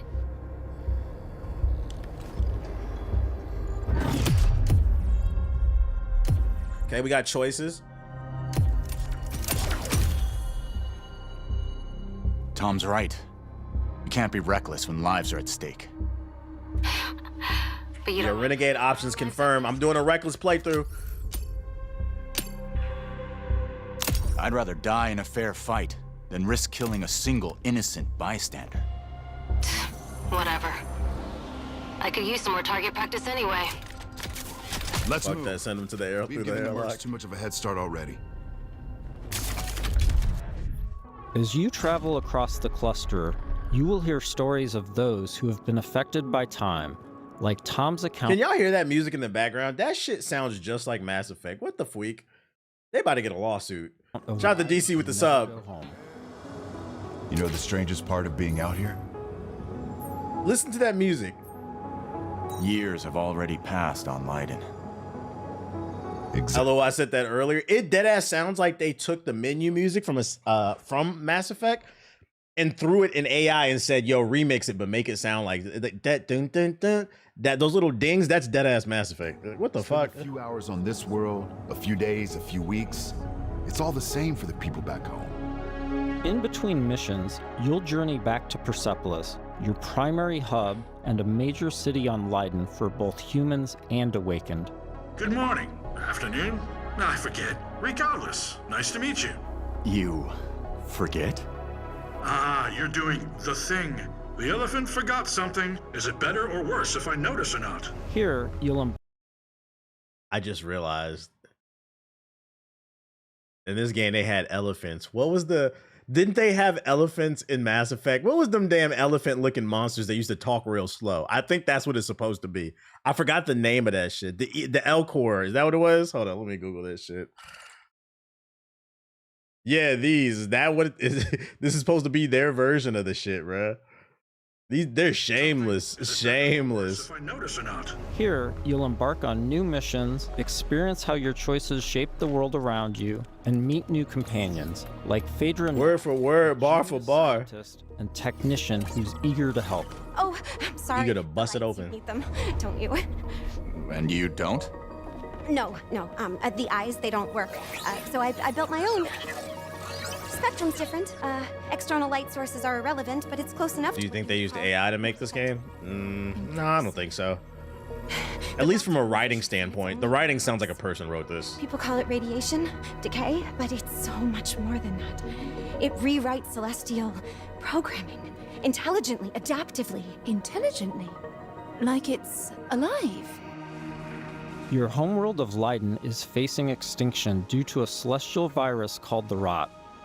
You'll need to travel across the Centauri cluster in search of a possible cure. Phaedra's grandfather was a legendary traveler named Elijah Nath. He left Leiden to investigate the Rot. Damn, their dad was Tom Cruise? Holy shit. Before disappearing decades ago, you travel with Phaedra to a planet called Sang, hoping to find some trace of his discoveries. I must thank you for this opportunity, June, for allowing me to be part of this. She got that COVID-21 around. Next stop, Sang. Sang is a rocky exoplanet covered in a sulfurous atmosphere. You'll need to traverse across the deadly terrain to discover the ancient ruins where Elijah's ship... I do like that this game seems like it's going to be more linear. You're just flying to planets and they're basically levels. Unless there's some level of exploration they're going to explore later, but I'm not complaining about a more streamlined experience. Not a dead moon at all. Okay, there were Celestials here once. How remarkable. Along with Phaedra, we've decided to bring Salt. Her long-range sniper rifle and abilities that specialize in confusing enemies should come in handy. Create a character, not to my knowledge. Deposits on those rocks in the center. Gotta play a grizzled white man in this one. Get there, I should be able to make a path across. Right, perfect. I suppose we'll just, wait, here. Sang has always been extremely volatile. Completely unideal for civilization, even during the age of the detonator. Incredible. Your induction clearly shapes the limestone itself, but what dictates... Combat and gameplay looks fun, but you're right about the art direction. It's just a little off to me. The planet looks okay, but then like the suit looks really muddy. This is already... It is me nitpicking. I play games for just the gameplay, but... Early travelers explored... Yeah, I'm not the biggest fan of the art direction. Of interest. The ones that survived, anyway. Of course, there have always been rumors in certain circles that one of the detonator factions may have hidden caches of treasure here. What kind of ghost is that? I don't know, but I'd wager it's not friendly. By the way, another 20-minute video of just straight gameplay. God of War fans. See how they're giving us story. They're giving us traversalness. They're giving it combat. You get to see the UI. You even get to see how the power menu, or you get to actually see how the game plays. Yo, shout out to Taco Shark with the sub. Appreciate it. We don't have to wait 20 minutes to see it. Ooh, that sword is fire, though. The number of ghosts is not decreasing. You about to get them riled up? I'm gonna keep doing it.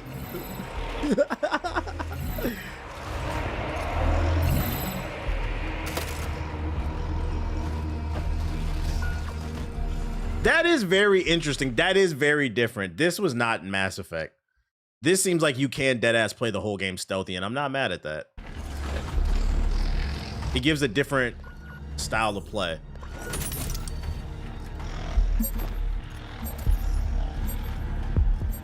It's just a question of how good is the AI.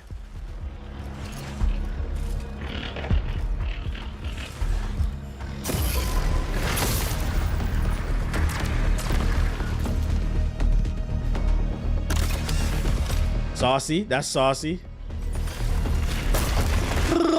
That's saucy. Spurs lost because TBH didn't put me on. What you saying about the curse? Trump cursed the Knicks. He did them. He did curse them. That door. It doesn't matter if they win or lose. He still cursed them because they lost one. Yes, this is definitely Truth Seeker architecture. I might be able to use my drone to open this door. Shall I try? This is an incredible discovery, you know? So little of Sang has been explored. Ethos is right. There should be a parlay for which GI members get into it on Twitter. JG gonna win that. That's not fair. During missions, June will discover ancient technologies that upgrade his gauntlet. A powerful artifact passed down to him from his father. You got ice hands? Once upgraded, it unlocks new possibilities for both traversal and combat. Any idea what this is? I can't decipher it, but clearly this artifact was held in great reverence. June. The wizards are cursed. Trump lives with y'all. No, he doesn't. And that's strike number one. That was such a YouTube nigga comment. If you pay attention to politics on an elementary level, you should know that Trump does not live in DC. That nigga lives in Mar-a-Lago, bro. Be for real. Nice try. Nice try. Also, let's talk about where he's from. Knicks fan with the NYC, JJP, NYC. He's from New York. Satan was spawned out of fucking Brooklyn or wherever the fuck he's from.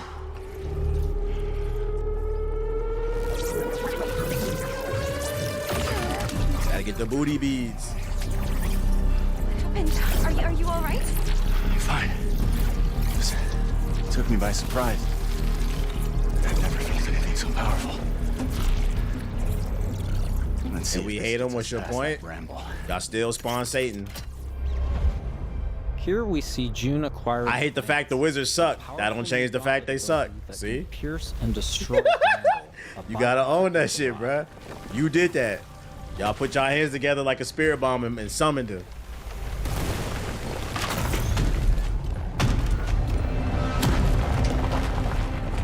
After pushing deeper into Sang, they learn a shocking truth. Phaedra's grandfather is still alive and guarding a terrible secret. Pawpaw's still alive? Warned. I told you to turn back.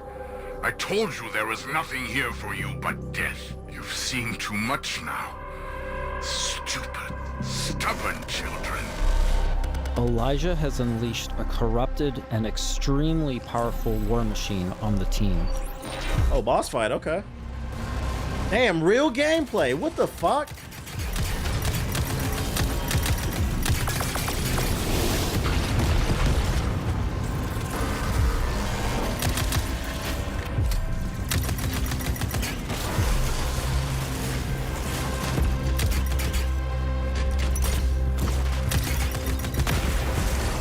They just reveal the plot. This has got to be an early level. That's the only reason they're telling us.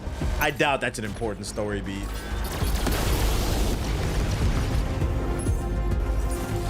You gotta put it in the booty hole, yep. Like, even this boss fight is early. It's gotta be, I mean, easy. It's gotta be early. Yo, shout out to Ariel with the super chat. New York spawn Trump, Diddy, and Diddy. Yeah, yeah. What's going on in New York, man?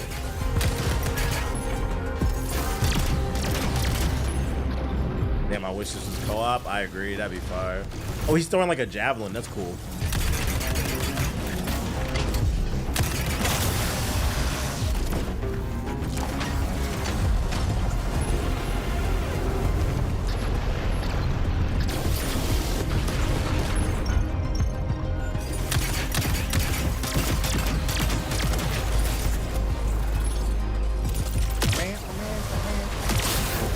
What we got? We got Jalen Brunson.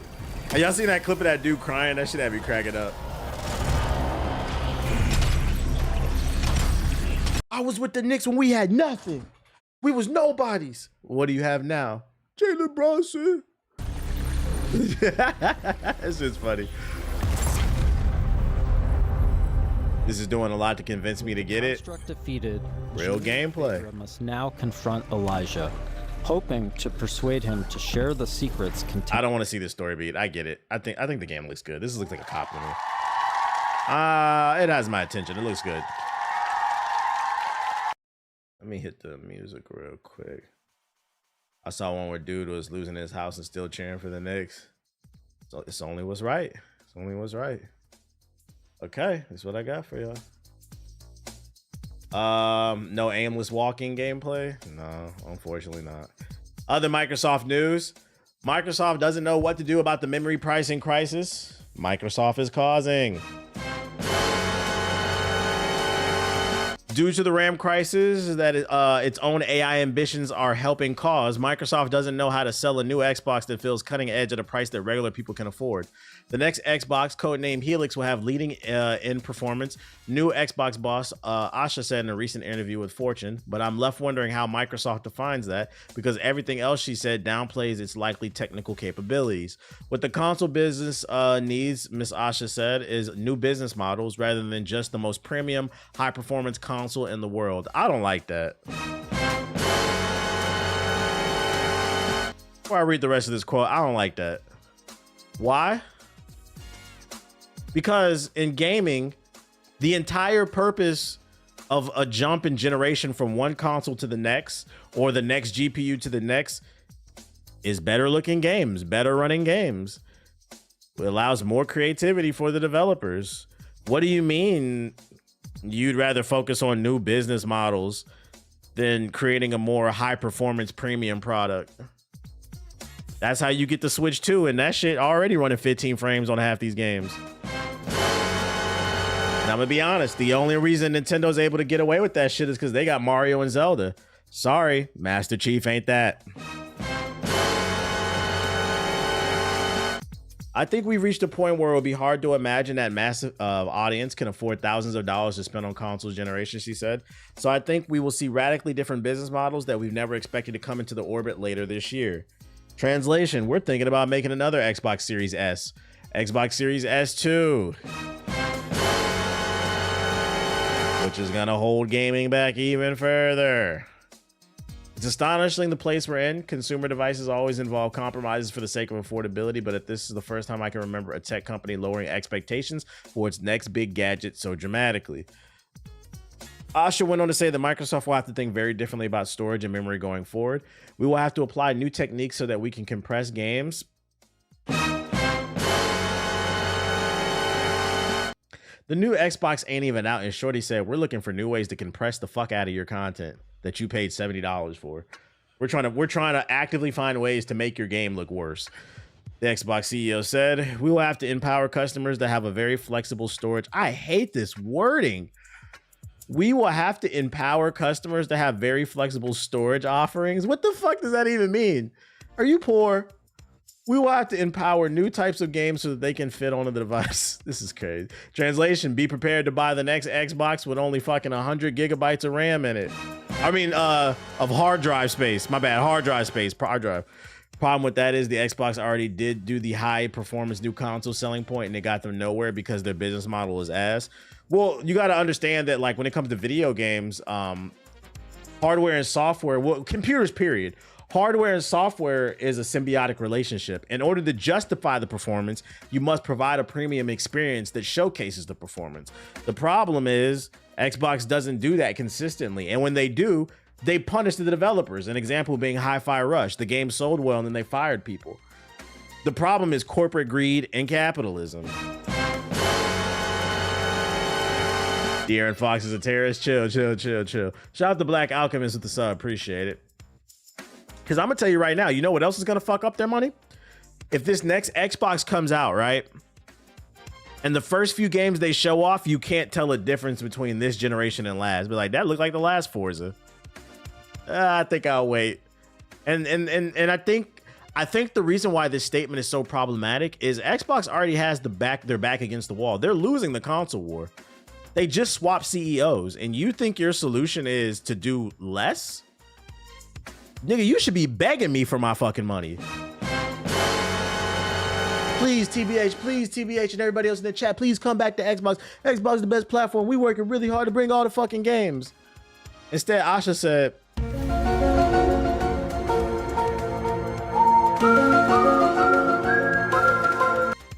don't like this, man. And it's crazy because I feel like she's been doing good, but I don't like this, man. Turn this down a little bit. New consoles used to be a showcase for new processors. That's what I'm saying. There are outlines of ideas there, but Xbox has already done flexible storage options, and what it means to empower new types of games so they can fit on the devices is anyone's guess. As for the business models, new business models, perhaps Microsoft will be offering financing, a rent-to-own plan. Another guest that we're talking about, cloud streaming, is not strictly new to the RIP to the Stadia. I don't care about none of this shit. I mean, they're already doing the whole rental thing, the leasing thing. So, I mean, that's not new. What's your opinion on Alienware monitors? I've never used one, so I can't give you an opinion on it. I've only ever used their computers. I got a BenQ monitor. I got 3 BenQ monitors. But, yeah, I don't know about anyone, man. I don't know. You guys could just, stop trying to shove AI down everybody's fucking throat, man. Cat's about to get a ring before Ant. This shit makes no sense. I mean, yeah, it does. Minnesota Timberwolves is a trash organization, bro. Had Cat right there and he went and got Rudy Gobert. And when it came time to flip one of them for assets, you got rid of the better center for the guy who, I mean, he's a good defender. He can block shots, but when it comes to the playoffs and the games on, unless you're Ben Wallace and the game's on the line, we need some points, man. Cat's playmaking is much more valuable. That's honestly, I think Cat will win. Not only will Cat get a ring this year, most likely, I think Cat is probably going to get finals MVP because his playmaking really helps move the needle. But Cat's the best big shooting man ever. Big purr. What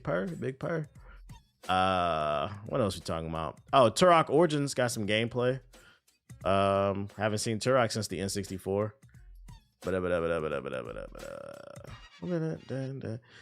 Here we go. Let's check it out. Turok Origins. First impressions. It's only 4 minutes.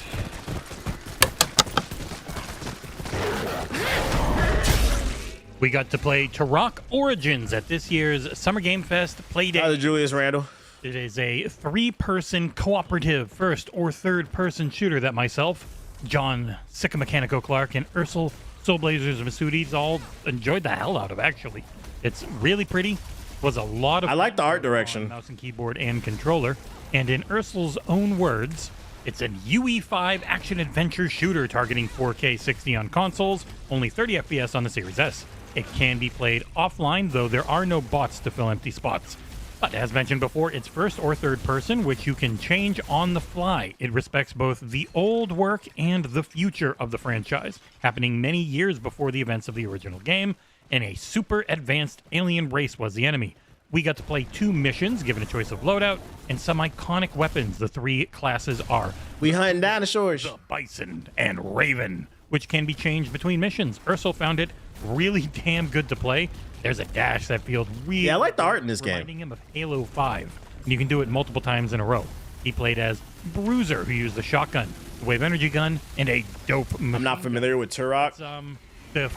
Turok is the ultimate old heads comic book. It is a comic book, something from like the 1950s that was popular from like the 50s to like the 70s. And then he got a video game. The first one I'm aware of is on the N64.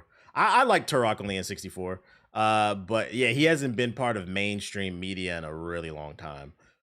But it's an old book. Your Paw might know about it. Directly from Saber. We weren't able to capture what we did. But this should give you an idea of what the game looks and feels like. Enjoy.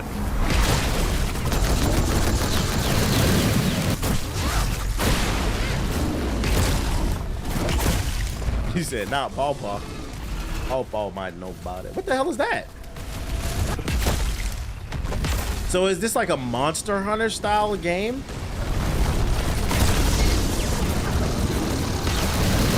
He said, I didn't play every game in existence. Not every game in existence, but my bag is very deep.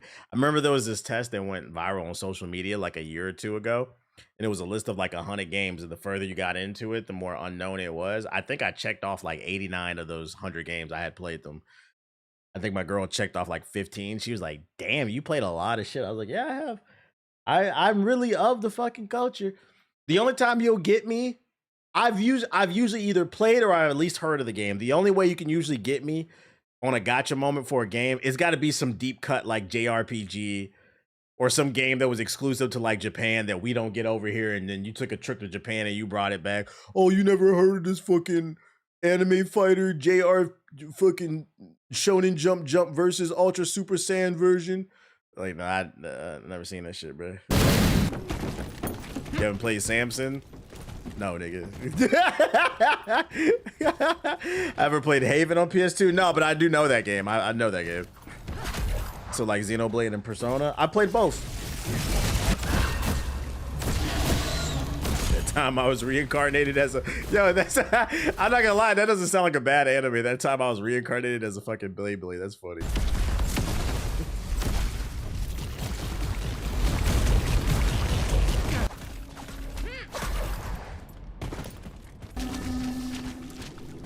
What about Pink Eye? You mean Mind's Eye? Yeah, it looks like a Monster Hunter style game. I think if this game is priced correctly, it could be fun.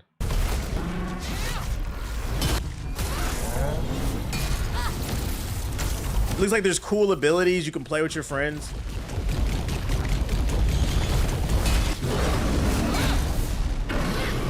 I wonder, like, if there's a story here. Who that dog with the big juicy butt? Ooh, ooh, ooh, ooh.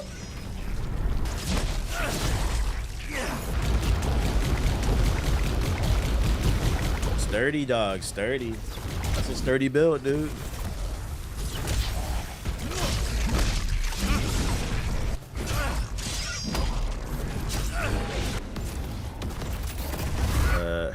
Do you think we will ever be back to a set of games for a new generation that will leave their mark on the gaming world like games of our generation, at least in the Xbox did, like Mass Effect, Halo? I'd argue they're doing it now. Like Expedition 33 is one. Shit, you could say Persona 5 was one. There are a lot of modern day classics. Let me tell you why it doesn't feel like it, Sukazami, to be fair to you. There are a lot of modern day, yeah, Baldur's Gate 3, Elden Ring. There are a lot of modern day classics. If you're a fucking psycho, you'll probably say Ragnarok. But that's I'm just oh shit. But the reason it probably doesn't feel like there's a lot of modern, you could say Cyberpunk if you wanted to.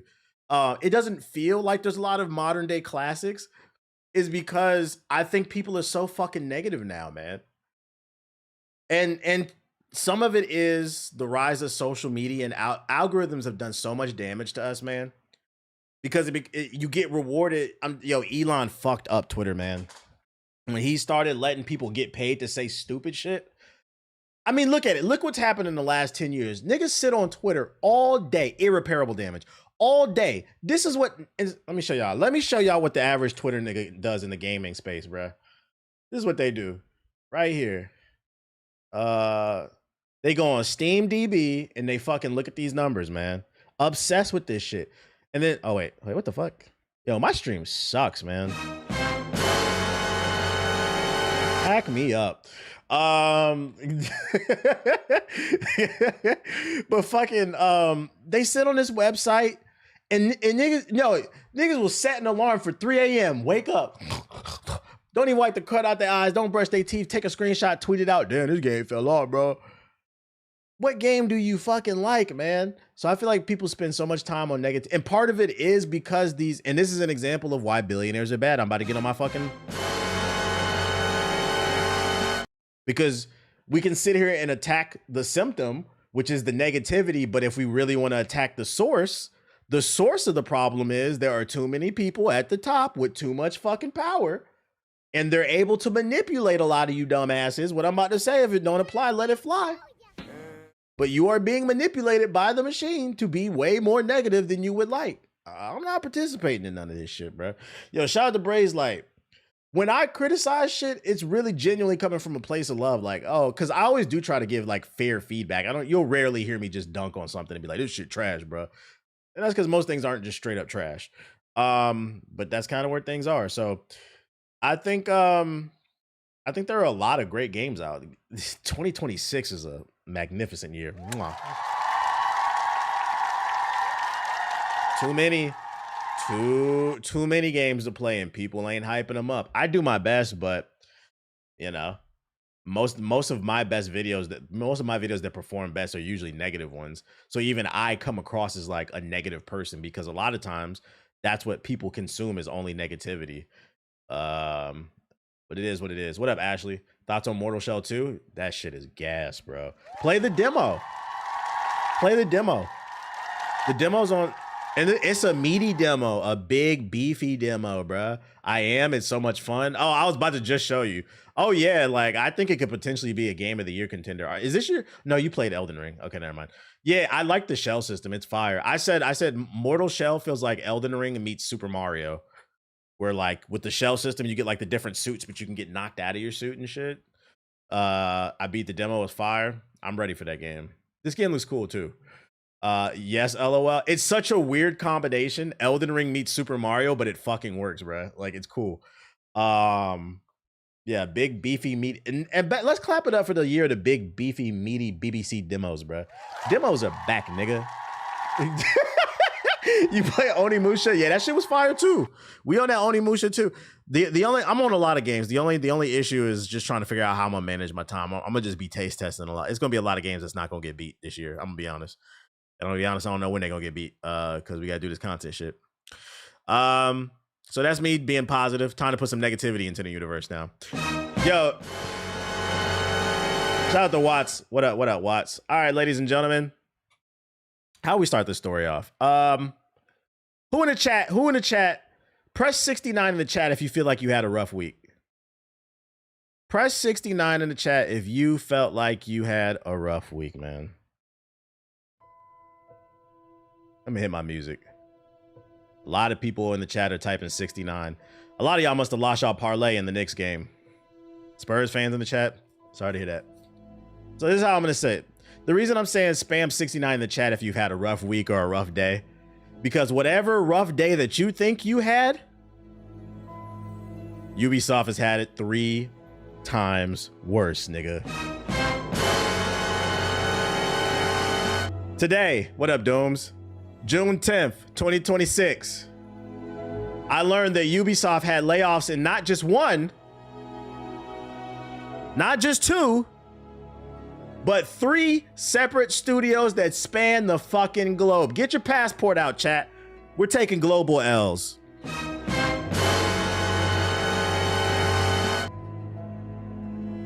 There were layoffs at Ubisoft Barcelona. There were layoffs at Ubisoft Winnipeg. And there were layoffs at Ubisoft Belgrade. This is coming fresh off of their announcement of Assassin's Creed Resync. I'm gonna be honest. I don't think that remake is gonna save this company. And I'm gonna take it even further. I love Rayman, but Rayman does not sell. What's the stock price? Oof. That's a good question. Oh Lord, down 5% today. Ladies and gentlemen, you can own a piece of Ubisoft, the company. Reach into your pocket right now. Where's my wallet? Right here. Let me open my wallet. Ladies and gentlemen, do you see that? Right here. It costs $1.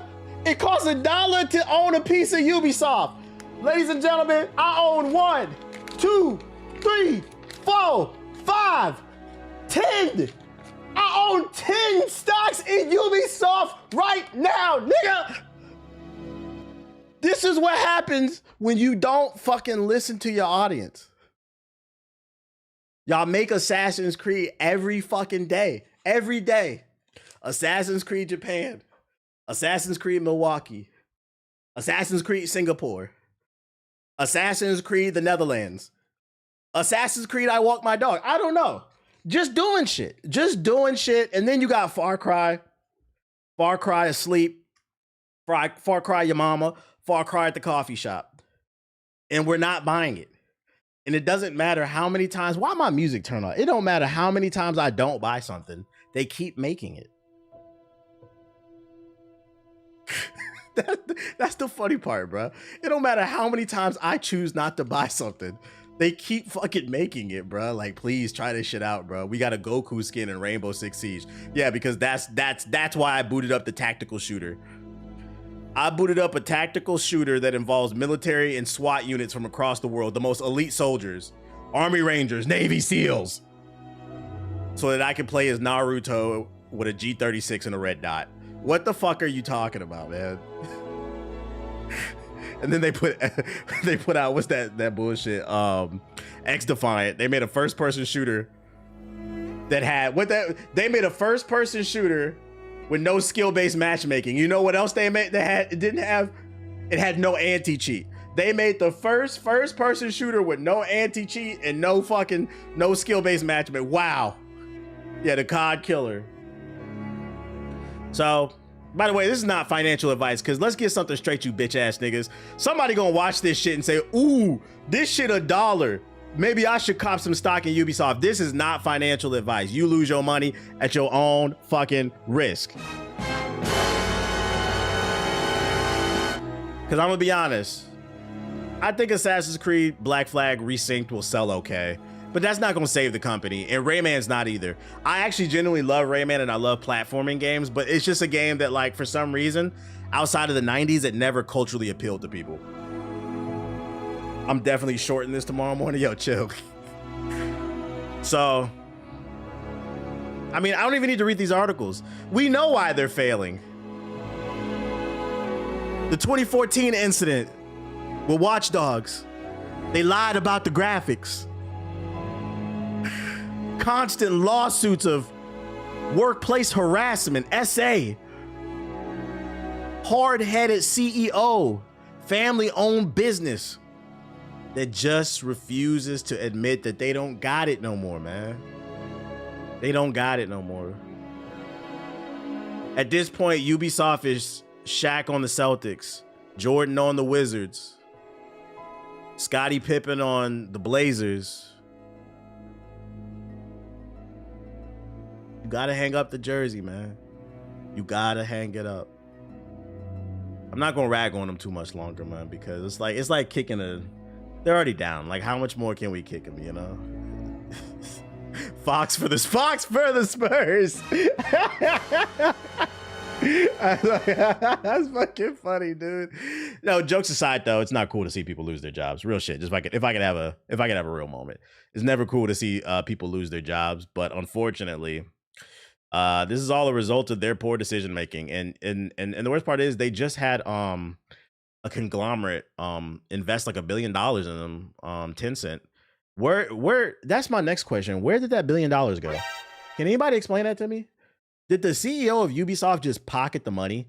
Why didn't you pay your employees? Like, I don't know. If somebody gave me $1 billion, I feel like I'd be okay. But then who knows? Maybe Ubisoft is in a worse financial state than we thought. Matter of fact, they probably are. That's why they're having these layoffs. I mean, it costs $1.06 to buy a stock in Ubisoft. They're down 7% over the last 5 days. Over the last month, they're down 6%. Over the last 6 months, they're down 25%. Over the last year, they're down 50%. Over the last 5 years, they down, oh my God, almost 100%. And over their lifetime, 80% total.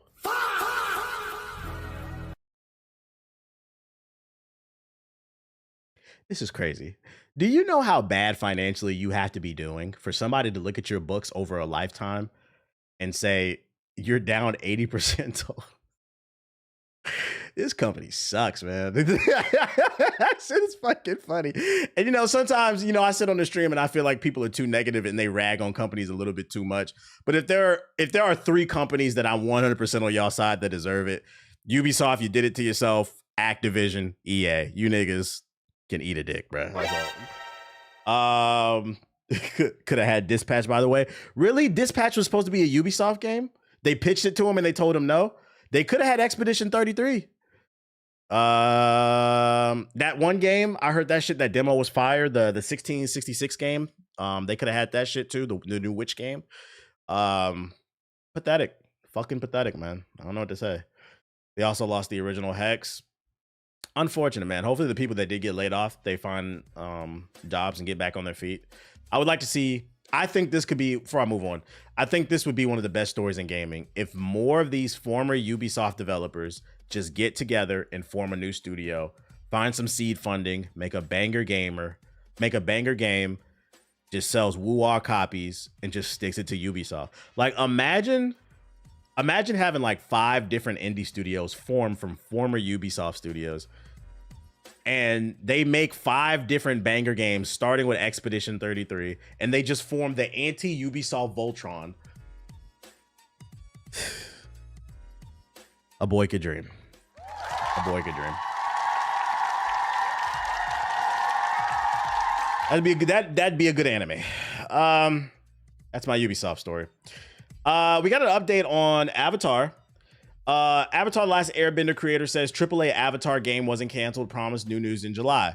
For those unaware, a couple days ago, a story came out that the AAA RPG that was in the works was canceled, and the creator saying, fuck all that shit, bro.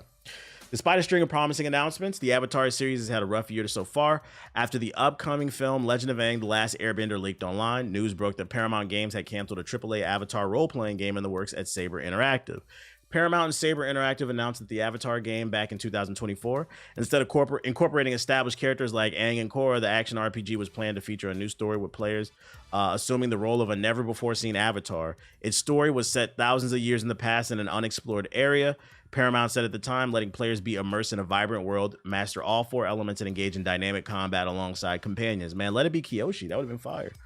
However, despite confirmation from Sean Kittleson, Senior Vice President and Head Creative and Production at Paramount, that the game was canned, Avatar series co-creator Brian Canonizo says otherwise. In an Instagram post, he shared the album cover, art of the Last Airbender soundtrack, alongside a rant venting his a rant. Oh, hold up, nigga. We gotta do Instagram theater. What can we do for this one? Trying to think which one works for this joint.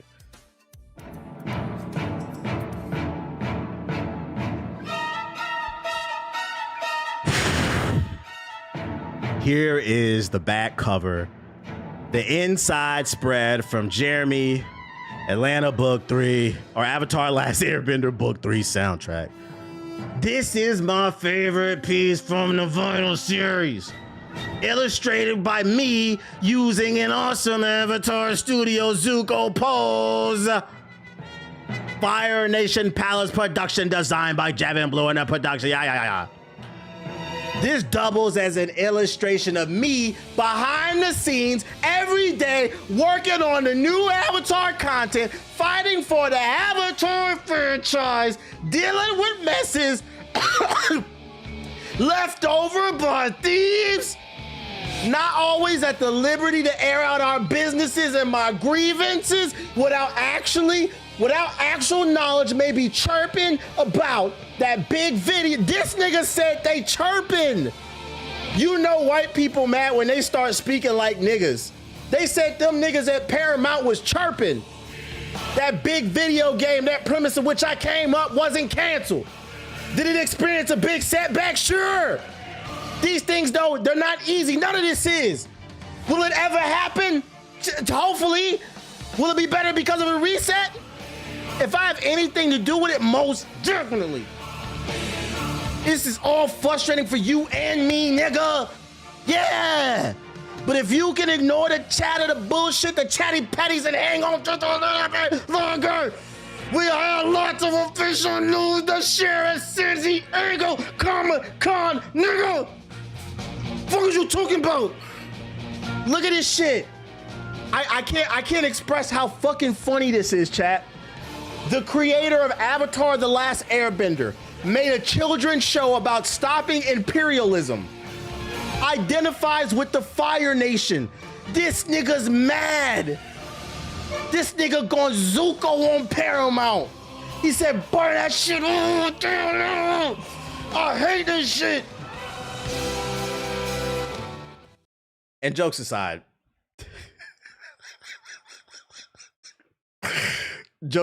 I do feel for him. This is the shit I be talking about from a creative standpoint. It's important. We got to learn the Paramount CEO, man. It's important to learn who these suits are, because I cannot stress enough. I've never personally met an artist, whether we're talking about video games, music, TV, television, books, any form of art that you enjoy. I've never met an artist that wants to make a bad picture, that wants to paint a bad picture. Now, does that mean they didn't put their best foot forward and they still put out a bad picture? That's different. The point is, I never met one that wanted to make something bad. And unfortunately, in the gaming space, a lot of bad things are made for the simple fact that suits are greedy. And I know at some point it probably felt like I was being preachy or annoying. Oh, TBH, I don't want to hear about this shit. But I feel like a lot of stories like this are just coming out left and right, proving my fucking point. These niggas at the top are devils. That nigga Kanye is crazy, but he was right about one thing. No one man should have all that power. So it sounds to me like, based off the way, because this nigga's mad, bro. First of all, isn't he white? This nigga said they fucking chirping that Paramount about me, nigga. I heard shit around the boardroom, them niggas on my dick. That shit is just specifically to say them niggas in the boardroom chirping about me. Do you know how mad you gotta be? Like, that shit is fucking funny, bro. Like, yo, it sounds to me like he want to make dope shit, but they holding it back. No, we shouldn't do that. We shouldn't do that. And meanwhile, I don't know if y'all seen, there's an article coming out that said that the hacker group that hacked the movie, they're trying to hack Paramount again. Apparently, a good portion of the new Avatar show that stars the twins from the Earth Nation is already done, and it's sitting in a vault. And apparently, they are trying to hack Paramount again and get that shit out the vault. If that shit happens,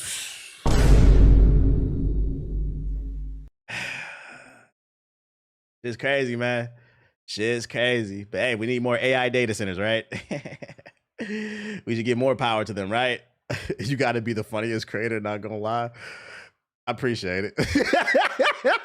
You got to have fun with it. Because let me tell y'all something, real shit, real life. I know niggas like to pretend like I don't put people on the game, but let me put y'all on the game. Something that I learned at a very young age is, because I do genuinely want, I hope that y'all hear the message that I'm trying to give to. One of the things that I learned, if you want to teach people, there's one sign that people actually understand something, right?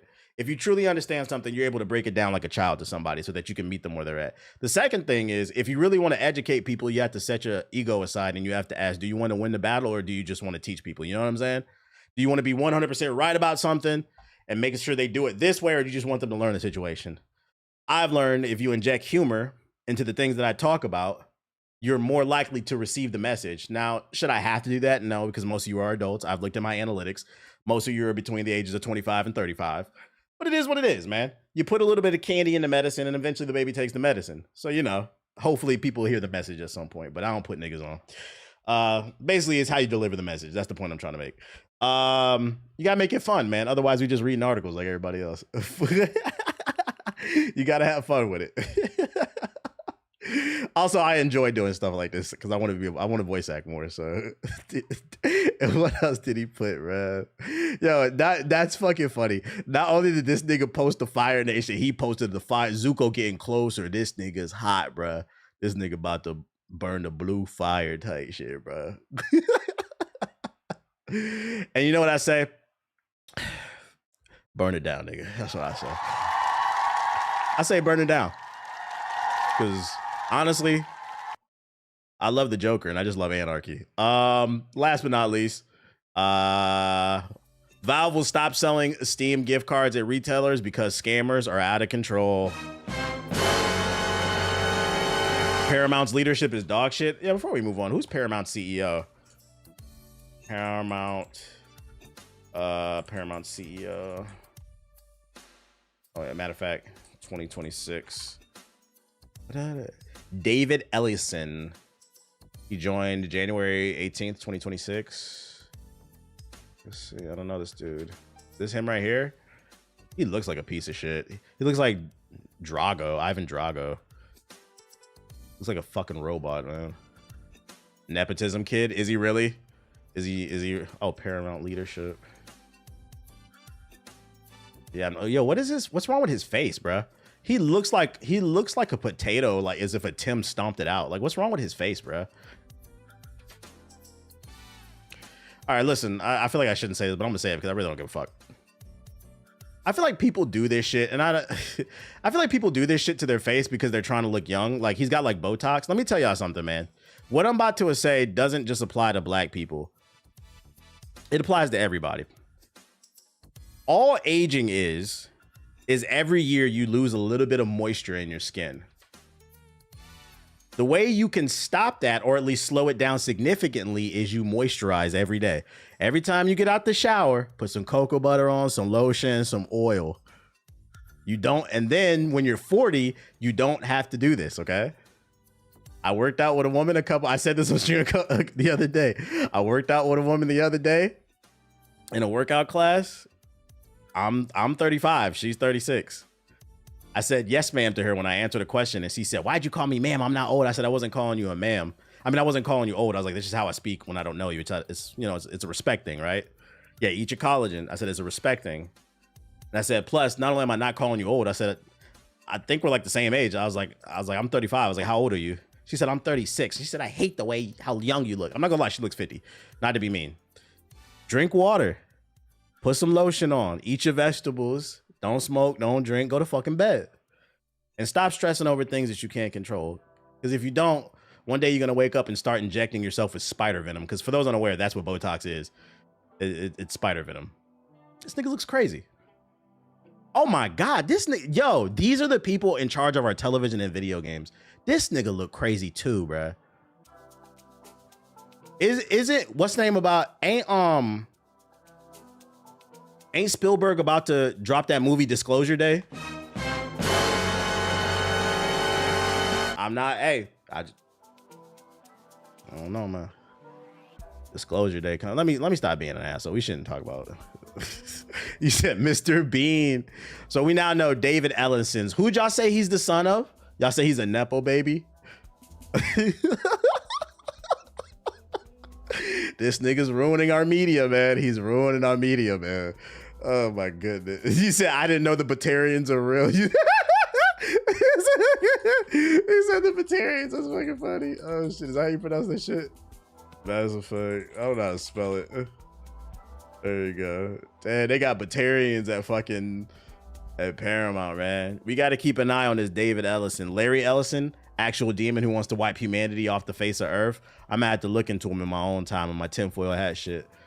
Look up all the data under the Ellison family. I'm trying to find the graphic. Nah, I'm not pulling up nothing on stream, bro. I'm not trying to, you know who. I'm not trying to get hit by you know who. I never been suicidal, chat. I never been suicidal. You know, when you get to like a certain point, you gotta be careful about what you say. I gotta do that research in my own time. Tinfoil shit, bro. You know who to watch. You know what country. Let me go to the sub box, man. Let me go to the sub box. Oh, wait, no, I'm bugging. All right, Valve will stop selling Steam gift cards at retailers over the scam concerns. First spotted by Don't Even Know Me on the PC gaming subreddit, Valve has updated its Steam store page with a notice that it's phasing out physical gift cards for the service, with the last one expected to go out of stock before the end of the year. Those cards will discontinue to be honored by those cards will continue to be honored by Valve though, and the company will continue to sell digital gift cards through the Steam storefront. Under the heading, I can purchase Steam gift cards at retailers, Valve has updated its language to say yes, but only for a limited time. Valve linked to an FTC page about gift card scams as a reason for the change. What kind of scams they doing? The Ellison family is one of the ones that owns Oracle and TikTok. Damn, they got all my information, man. Make sure your VPN on. Yeah, bruh. It's just certain family names. You got to make sure a VPN on if you want to search that shit. It's another family. They names start with the R, not the Rockefellers. The other one. You can't say that name. Heard a lot of people I heard you say that name and you get black trucks outside your house the next day. I heard you get black trucks outside your house. I don't want no problems, man. I don't want no problems, boy. Let's see. Gift cards for digital services like Amazon or Apple Music. Y'all guessed it. Apple Music have become a bit of a punchline as spam text messages and emails will often request them under fraudulent circumstances. Valve listed a number of anti-scam measures it has previously taken with its gift cards, but lamented that scammers have adapted. They continue to have an impact on Steam customers and other suspecting individuals. As Steam gift cards run out of stock at retail locations, Valve wrote, we will not be restocking them. We expect all retailers to be out of stock by the end of 2026, though we will no longer be selling physical gift cards. You will still have the ability to use your existing gift cards on Steam whenever you choose, subject to local laws. Scammers ruin everything. Has anybody actually used a Steam gift card out of curiosity? I've never bought one before. Y'all be at like CVS buying this shit? I feel like this is a lazy gift. I feel like gift cards are, except unless you get like a MasterCard or a Visa, like, and then you can just get whatever you want with it. I gotta have them. I liked your recent video about history. I have one, so that's probably for the kids. Your storytelling was very engaging. Who wrote that? It inspired me to finish my video about the history of Reagan and black capitalism. Also, you have another Perfect Vibes album planned. Who wrote that shit? Who donated? My bad, I missed it on the screen. Who donated? What was the name? Shout out to them. And I appreciate the words. I thought about doing more music for the Perfect Vibe shit. I just haven't gotten around to it. I'm gonna be honest. I ain't gonna hold you. Before I even started streaming today, I was like a little bit frustrated on some human shit, just because like I feel like there's just not enough time in the day. You feel me? I got so many things I want to do. It was me. I appreciate you, Space Jams. I feel like there's so many things I want to do, and it's just not enough time in the day. And one of the things that like I've really dedicated to myself this year is like I'm showing up for myself. Like I'm not missing the gym, bro. I'm not missing the gym. Then I get out the gym and I gotta go do other stuff. People calling me. I gotta go this way, and that way. run errands and shit like that. It's like, oh shit. Then I want to do something for myself. I want to watch the basketball game, but I also got to do this as my job. So I'm like, fuck it. I'll cut on the stream and just talk to y'all while I watch the game. I'd rather watch the game in peace because I don't want to talk all the fucking time. But you know. Anyways, you know what's funny? I've seen some people, for the most part, the comments have been overwhelmingly positive about my application for Streamer University. I don't know if I'll get in. I'm not really holding my breath on that. If I do, I appreciate them. If I don't, that's cool too. I appreciate you even looking. I did see a handful of comments saying that like they were like, oh, this is for IRL streamers. You can't do it. And like that didn't offend me, but it did make me like, I just see stuff and I'm just like, yeah, people are really getting dumber. Not only have I been a content creator for 18 years, you think I can't IRL stream because I play games on my stream? I hosted a TV show. Like I write comedy skits. I write documentaries. Like I make I make actual content. It's not hard to get unlimited data on a mobile hotspot and run outside and be a fucking degenerate. Like that's not a talent. I don't know if you guys know. It does take some technical expertise because I don't want to disrespect them either. And you do got to plan maybe a little bit if you want to do like more interesting events. But like the average IRL streamer, they're cutting their phone on, they have a battery pack, a MiFi, and they're just walking around harassing people, especially at kick streams, bro. Like, what are we talking about, bro? You don't think I can't go get a Starlink and do that same? I don't do it because I don't want to do it. But if I'm on that platform, I'll do it just to prove I can. Be like, I got comedy for you. What? I think they think everyone is Kai. Shit's crazy. Some of the people there last year weren't even really IRL streamers, but whatever. But like the reason I did apply is when I watched last season, I was like, oh, people were like shitting on it, but I was like, oh, I saw the potential in this. I was like, this could be like a Netflix Hulu show if he cuts it right. If I can get in his ear. But in order for it to be a proper like reality TV show, it needs structure. And I think Agent was the blueprint. Whether he was intentionally trying to do it or not, Agent was the only one that I saw that really did a real class. And like, if they have actual structure where they require the kids to sit down and try to learn from the teachers that are there, just for that part. After that, you can do whatever the fuck you want. But the actual class is sit down, shoot that shit, and then you cut it up. That's a TV show. But like, I do think that's why I applied. I'm like, yo, you guys maybe needed somebody a little bit older in your ear because I'm not a fucking hater. I'm like, there's potential here. Let me help you out, bro. Didn't you do a reality show too? Yeah, I did a reality show too. So I'm on Netflix, nigga. Real shit. I was the most entertaining one on the show. Asking Kai to be professional is hilarious. Yeah, well, that nigga's reading books more now and shit. You never know. People, so here's the thing, right? I'm not gonna lie. That quote, every day that quote gets proven. I know you don't mean anything negative, like mean by it, but like there's a quote that says Gen Z and Gen Alpha would have never allowed Malcolm Little to become Malcolm X. That's real shit, I feel like, with some of y'all. It's called character development. You know people can change. He's already reading more, and whether you think it's real or not, he could change. I'm sure you've had some character development. You're not the same person that you were when you was 15 or 16. I'm definitely not the same exact person at 35 that I was when I was 19. I don't sit in Call of Duty lobbies talking shit now. I talk shit to you bitch ass niggas, man.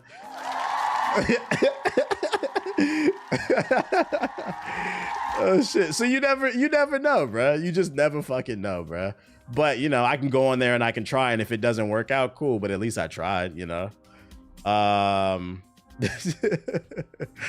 Yeah, well, I gotta be a bitch. I just be yapping. Come on, yeah, don't take it seriously. If you wanted to, you could coach them on the rebound, and that's what I'm saying. I feel like I can add some level of value to him, because I think I said this on the stream, and hopefully he doesn't get mad, but like the one time that I got to hang out with Phantom, we talked a lot off camera, and he straight up told me that, like, he was like, yo, you a really smart dude and like a down-to-earth dude. He's like, I'm glad I could talk to somebody like you, because I feel like I don't have no big bro. Everybody's looking to me on some shit. And he said the same thing with Kai. I was like, yeah, I'm not getting money like you niggas. Like, respect. I see what y'all grind. But I was like, yeah, y'all definitely can move a little bit better. You just need somebody a little bit older to guide you. That's all. Yo, shout out to Genus Edits. And that's all I'm here for. That's all I'm here for. I'm just here to add some value to the situation. But let's go into Subbox real quick before I wrap this shit up, because I got to be up in the morning for a gym session. I promise we're going to play games. I ain't gonna lie, the last 2 weeks been rough. All these game announcements, man. Trying to stay up with the content and shit like that. Trying to stay up with my damn social life too. Gotta have a social life. That's the key to not being fucking crazy. That's why a lot of you niggas are crazy.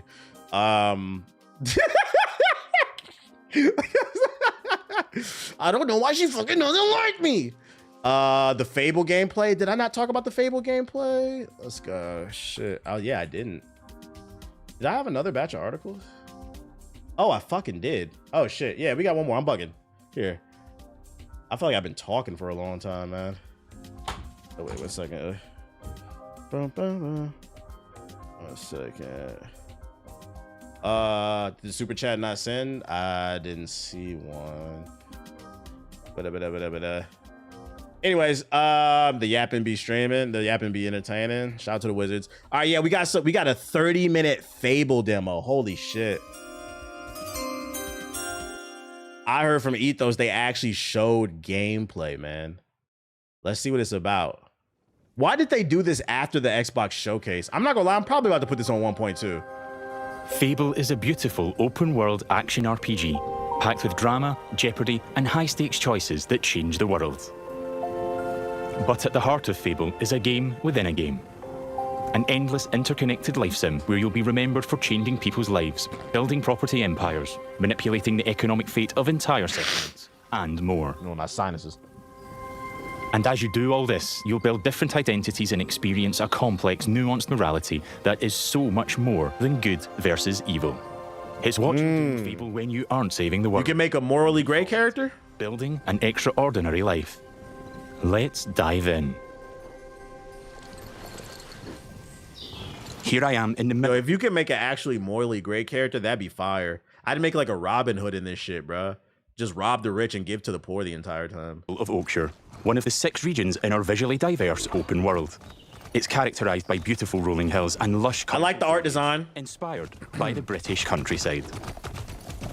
There are settlements of different sizes throughout the world, each with their own population, traits and landmarks. Albion is full of variety. We can see one of those settlements up ahead. Silverbrook, a peaceful farming town, and the largest settlement in Oakshire. No, I'm gonna choose the most evil path. Chill.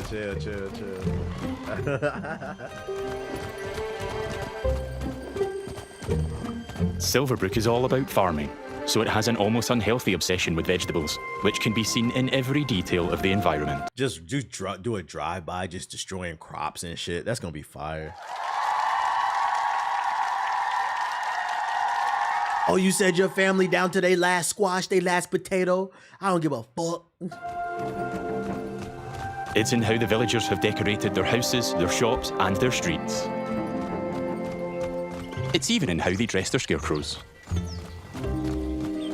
When I enter a settlement, I quickly run into the beating heart of Albion. Its people. There are over 1,000 handcrafted, fully voiced NPCs, each one with their own job, home, routine, relationships, and memory. None of these villagers are scripted dressing. They have emergent behavior powered by real-time systems. They go to work, they go to bed, they have hobbies and families. Sometimes, they just want to spend time in the pub. You know somebody's gonna test that theory, right? There's gonna be some YouTuber that's just gonna follow each NPC around for hours at a time to see what they do. And then they're gonna tweet, man, they only had a limited number of lines, bro. Like, bro, fucking relax. There's only so much they can do. Relax. Albion feels alive because its people. They didn't have a million lines. I've never been to Silverbrook, and because I've done nothing of note yet, Max the stable hand here is completely indifferent to me. Got a minute? What do you want then? So, if I ask him to follow me... Just casually spreading COVID? I don't deal with randos. He won't, and he thought I was weird. That's fair. Right then. Bye. Well, and there you go, I guess. Chad, do we care if this is historically accurate? I'm just curious. Because, you know, the go woke, go broke gamers always talking about the historical accuracy of a video game. I just witnessed a medieval white man say he does not talk to randos. I just listened to a medieval white man use fucking ebonics. That shit's fucking funny, man. If there's a connection between Isabel, the powerful red cloak, and the strange magical incidents being reported. He said, "Isn't it?" I don't know. We're just giving it a pass because he's white. But if he was black, I feel like that pissed some people off. That's not historically accurate. Called Arden, who lives nearby. Maybe they could help me find Isabel. And it seems there's a bit of a commotion in the town square. Let's see what's going on. Someone needs to tell this little brat what's what. Oh, Hero, can you do me a favor and get this... Butter bean head boy. No, I I won't let you kill Colin.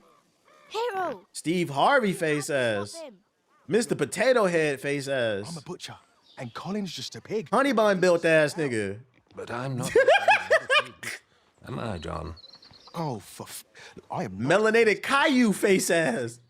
Ashy lip ass boy. understand that pig. Oh, yeah. The novelty wears off after a bit, trust me. Colin's special. Please. We can eat something else at this little travel. Little Bill face ass. People are expecting a hog race, kid, and I've been preparing this pig for ages. I think the I do like the dialogue and the dynamic cameras between them, but I do think the mouse sync could be a little bit better if I can nitpick it. Just learn to communicate. Who knows what else I could achieve? I've got potential, Hero. Don't let me end up on a spit. Please. Well, this certainly qualifies as a magical incident. Okay, What we you're got seeing here the is dialogue not a tree. cinematic. It's just one of the hundreds of story conversations in our game. We have over 2 hours of high-quality, performance-captured cinematics, just like the ones you've seen in our trailers. But in these conversations, you'll make hundreds of branching I'm dialogue killing the choices pig. that change what happens and how people feel about you. It's important to note that every choice has a consequence. It's up I like to me that. if Colin lives or dies, and I think he should live. I mean, come on, he's a talking pig. Let the pig live. Yes! Thanks, Hero. I knew you'd understand. No. I would have killed them because I bet a talking pig's bacon tastes even better. It's my pig, bought and paid for. I can see his point, so I'm going to pay the butcher. What's the pig worth to you? I'll cover it. Oh, it's not just a pig. It's provisions, labour, faff. We're talking thousands. 2,000 gold. That seems pretty steep. All right, Colin's worth it. Here, this should cover your expenses. Fine. Those rumours about Dave's veg better be true. Feast going feast. I think why the facial animations are kind of wigging me out is because the voice acting is really good. So it's like you're already halfway there. Come on, man. Like let's sync it up a little bit better. And this year. Hero. The voice acting's engaging. I like Mom it. gave me these, but I think you deserve them more. Thanks. Maybe you could help me back. The guild sent me. I like the art direction too, like with the Strange UI. things happening around here. Like what? Who's in charge around here? And where's Arden, the hero? Arden doesn't really come around here anymore. You should try the sheriff. His office is nearby. Come on, Colin. Let's go. I've spared Colin's life. I've also gained reputations as virtuous and shrewd. In Fable, every action generates local reputation. You'll eventually be known for the reputations you build, and everyone will judge you on their own moral terms, often directly. Nice way. And this is at the center of our complex, nuanced take on morality. Right. Evolving beyond just right and wrong. It reflects real life, where morality is... I'm trying to have 5 baby mamas on here. Nah, facts. One person's good is another person's evil. I might do 10. Even being merciful will divide opinion. Let's chat to some other folks and see what they think about me. Hello there. Jack the Beggar. You're that hero. This is Jack the Beggar. He's a commoner who's unemployed right now, which is a shame, given he's a hard-working sort of person. On the right is how he feels about me. Jack This is a Twitter nigga, by the way. Likes my virtuous reputation and thinks I'm principled. Other NPCs might feel differently about my choices because each has their own moral view. Unemployed. There are lots saying of ways stupid to interact shit. with NPCs. I'm going to give some gold to Jack because he seems nice, and he's a Yeah, Steam chart watcher. For you. I hope it helps. Oh, this is going straight in my pocket. Cheers. Hit the like button if you're watching on YouTube. And he felt I was being kind. Let's give him a bit more. Here. Don't spend it all at once. This takes the edge off. Thank you. That made an impact. Because TBH ain't I've put him gained a on. reputation for being kind, and I'm known for it across Silverbrook. Everything you do has a consequence. Let's leave Jack. So long. You're like a breath of fresh air, you know? I do like Jack. Gave him some money, he's still not gonna get up off his ass though. There are lots of shops with different stock across Albion. Let's go to the general store across the street to see what they have. Every business has NPCs working in them as part of their daily life. Just like Megan here. This is some quality stuff. Welcome, hero. What can I do for you? This game gonna be 300 hours. I know, right? Isn't it great? Doing my deal with Settlement gave me a shrewd reputation, and Megan here is a fan. She's an ambitious commoner, and she thinks I'm savvy because of my earlier deal-making. Every NPC has unique characteristics driving who they are and what they think of you. You know what? Forget Jack. He's dead to me. I'm going to try flirting with Megan. Phew. Is it hot around here, or is it just you? Well, aren't you confident? Between you and me, I've always wanted to swoon. That went well. Megan thinks I'm charming and flirty, and I've started to build a reputation for it in Silverbrook. Let's ask her out on a date. Do you want to grab a drink or something? Would you believe you're almost what I'm looking for? Clearly she's interested, but I'm not worthy of her time just yet. She wants to date an entrepreneur who owns their own home. And so you could pipe down the store owner and then get a discount. Double whammy. Ambitious after all. All right, I'm invested in taking Megan on. She want a rich nigga, 6 figures. That's my type. That's my type, Benedict Gunnight. First, I'll need to buy a business to get... Yeah, she went the medieval motion, man. In Fable, I can literally buy any business. I could buy that bakery across the street, or around the corner, I could buy one of the stalls. I'm sold. But you know what? I think I like the pub. The Silver Trough.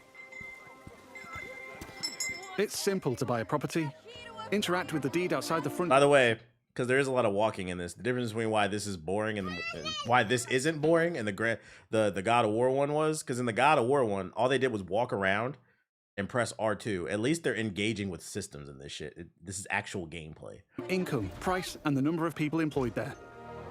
To be honest, I've always wanted to own a pub, so let's buy it. Maybe this is this big ass map. Oh my lord. I'm a proud new pub owner. Now I can set prices and wages, and I can manage the staff. Every villager performs differently. Business Here, management. Susan the bartender is great with customers because she's caring. And that's giving my pub an income boost of 10%. Thanks, Susan. The pub's understaffed though. As the new owner, I should probably sort that out. And guess what? I know just the hard-working fellow. Let's go back to Jack the Beggar. I hope you can name your businesses. I actually really like the UI in this game. It's clean. I've also gained reputations as an entrepreneur and as rich because I bought the pub and it cost me a ton of gold. You can kick chickens.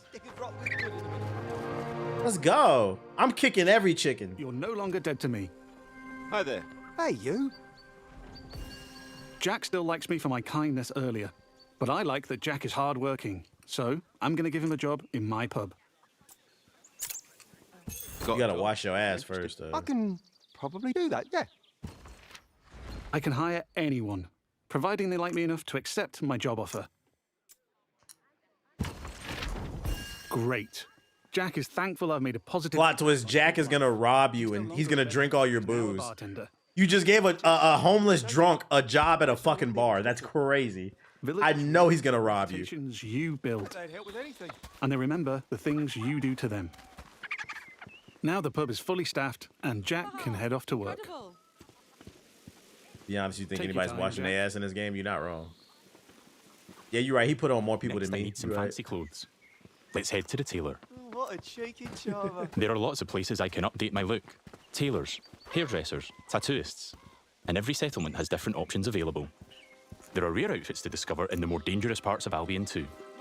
There are tons of options to create a unique look for your hero. I can make them black, right? This place looks fancy. Let's head inside.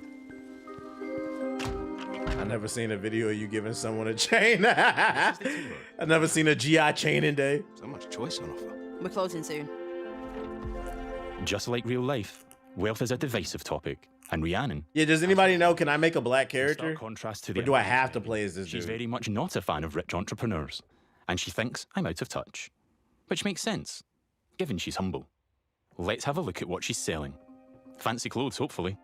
Can I see your stuff? Don't waste my time. Rhiannon's jacking up the prices by 80% just for me. Looking closer reveals why. That's just how much she hates me. This Damn. is just one example of where your choices ripple through all the interconnected systems. Why she hate me though? And here I've got our character customizer. I'm free at any time to find a wardrobe and change a bunch of different things about myself. I can change my skin tone, body, head, hair, and lots more.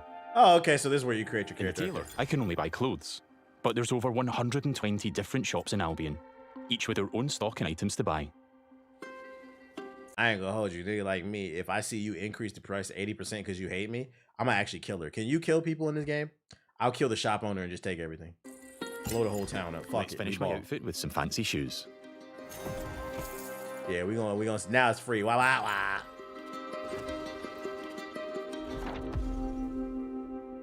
See you, Rhiannon. Take care. Yeah, all right. We don't get on. Why she do whatever? Now I'm really looking the part. Let's check on my relationship with Megan. At any time, I can dip into property and people screens to track my loved ones, of which there could be many, because I can have relationships with everyone in Albion if I like. Megan the It would just take a while. While I'm here, I can see the reputation cloud on the right. It shows me what I'm known for in Silverbrook, as an entrepreneur, rich, kind, shrewd, and virtuous. On a single moral scale, these reputations would be seen the same way, as absolutely good or evil. However, as we've seen with Megan and Rhiannon, Fable's morality reflects the complexity of judgment we see in the world today, where everyone has their own moral view. The last thing left for Megan is to own a It's very immersive. I'm a bit short on cash though, seeing as I paid a fortune to save Colin and bought a pub. But since I've bought it, I've been earning passive income. So let's swing by to collect it. I'm gonna be evil. I thought the first mild inconvenience. You want subjective view of who I am and what they think. This fit is not it I though. don't like my reputations in Silverbrook. This fit is not I can it. pay the town crier to change them. I give them gold, a lot of gold, and they spread a new reputation for me. If you're rich enough, you can change what people think of you. Like a court gesture, you do. Here I am at the Silver Trough, now under new management. Let's head inside and check. He's like a medieval fedora hat tipper. Wow. There's Susan, my star bartender from earlier. Well, aren't you a do-gooder? Hey, you. Working hard? Just who I wanted to see. You. Oh, she fancies me because she thinks I'm compassionate. Sorry, Susan. I only have eyes for Megan. Keep at it. You and me, boss. You and me. Hey, she's overly going, And bruh. there's Jack. Let's say. I bet you she get a clap or How's something. it going? I get it. You know me. I knew you'd work out, Jack. He is a hard-working commoner after all. Keep up the good work. Farewell. See you, boss. Things seem to be ticking over in here, so I'll head downstairs to the income chest to collect my I profits. get it. It's crazy. Why not? Fuck it, man. There's an income chest in every business I own and every property I live in. It means I don't have to go to each individual place, and I can collect all my income from any of them. In the old ones, you could get STDs. Let's go. I'm trying to get one in. I've got a decent amount of gold now. Time to pick off the last thing on Megan's list. Owning my own property in Silverbrook. Let's go house hunting. Be in the I can middle buy of the fight, your literally shit just any be house in burning, Albion. bruh. It would just take a while, and quite a bit of gold. But I like the look of this one. Nice garden, rural views, weird hairy pig statues out front. Let's have a look. Looks like I don't quite have enough money. That's a shame, but one thing I can do is pick up a shift at a job. There's a blacksmith just down the road. Hopefully I can go earn enough gold there. Going on dates, buying properties and businesses, and doing jobs are all part of the interconnected Fable experience. Yeah. It really adds to the sense of Immersive. immersion when I can take a break from saving the world to change the lives of the people around me and discover how the You simulation... about to get to the combat? I could play this part of the game forever, and I'd never run out of systemic toys to tinker with. You shouldn't say that. I'm a logical person. Like, I just don't believe this shit. But I do feel like this is potential for a fucking class action lawsuit. You know there's going to be some insult. You said it was unlimited systematic toys and tinker. I was able to get 400,000 hours out of that. Should I got a 5? Might want to reword that. But today I fancy a try at blacksmithing. It's as simple as walking up to the anvil to start a shift. No prior experience required.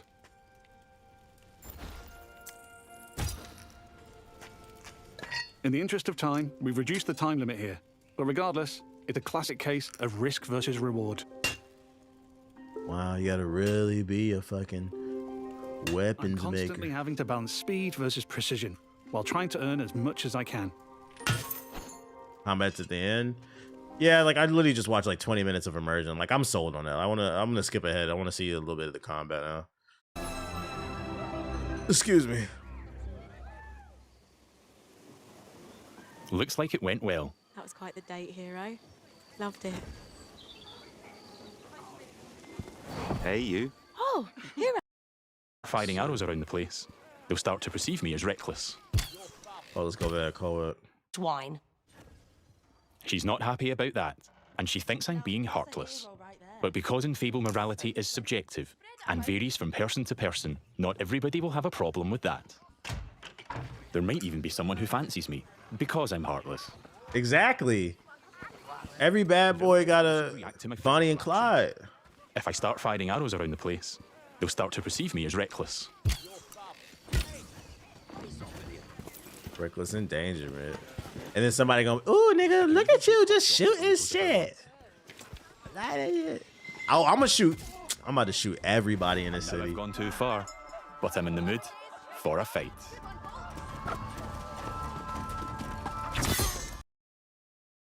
Why did he run up like that? Watch the animation when he runs up. Fight. Oh, yoo-hoo! Yeah, that nigga ran up like Carl Anthony. That shit sassy as hell, bruh. That's fucking funny. Ooh. You can express yourself with your own combat style.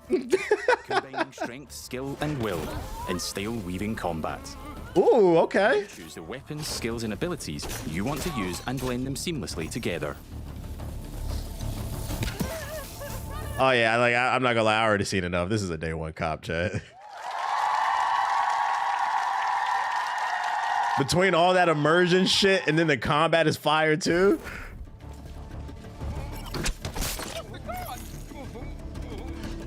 When this come out, they delayed it to next year. Thank God, because I really want to play this game. I think February of next year.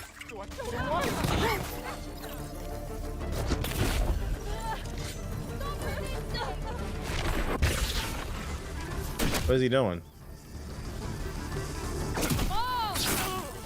Is it a counter? I'm putting up a fight, but backup will keep on coming until I leave Silverbrook. Okay, GTA mechanics, you can get 5 stars. Or not. I think a tactical retreat. Damn, he teleporting like fucking Nightcrawler and shit. Now I have a bounty on my head which will grow with more crime. I can immediately pay it, or pay a reduced fine, if I spend long enough out of town. My reputations don't disappear with my bounty, though. Yeah. This might be a game of the year contender, chat. We get to do the race. Holy shit. I'm not gonna hold you. This is why I want to start a consulting company, because if I could consult this company, like, all right, when you guys are putting the trailer together in the script, tell them we added something called the TK mechanic. So when the police come after you, you can pay the fee to get off, or you can do the race and then pay a smaller fee. We call it the TK mechanic. I swear to God, when this came on the stream, the chat would fucking go crazy, bro. A criminal. It'll like, just trust me. Call it the TK mechanic. Or until I've made an expensive visit to the town crier. Because the people in Albion remember what you do. The TK engine. Oh, shit. We doing a race. Over the past 25 minutes or so, I've bought a pub and a house, been a landlord, and changed a beggar's life. I've customized my look, saved a magic talking pig, fought the law, and I've built a relationship with just one of Albion's 1,000 handcrafted, fully voiced NPCs. And here's the reputation cloud again. I'm rich and charming because of my 1,000 voiced NPCs. I'm also a criminal and a killer due to my reckless behavior. Hell yeah, that's me. Yet, I'm shrewd for saving Colin and an entrepreneur because I bought... I'm a bad boy with a heart of gold. I built a complex, rich identity in Silverbrook. It's on all platforms? I don't know. I'm not gonna hold you. Asha, you might want to make this one an exclusive. I don't know. I'm not simply good or evil. I'm so much more than that. There are many more settlements across Albion to explore. I said, no, don't say that. Everyone will have their own perspective on what I do as I build an extraordinary life. Thanks for watching, and stay tuned for more in-depth Fable information as we move closer to our launch.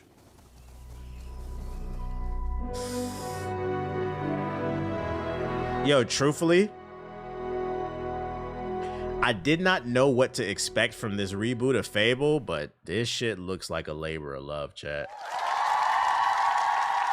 That's a fire statue, too.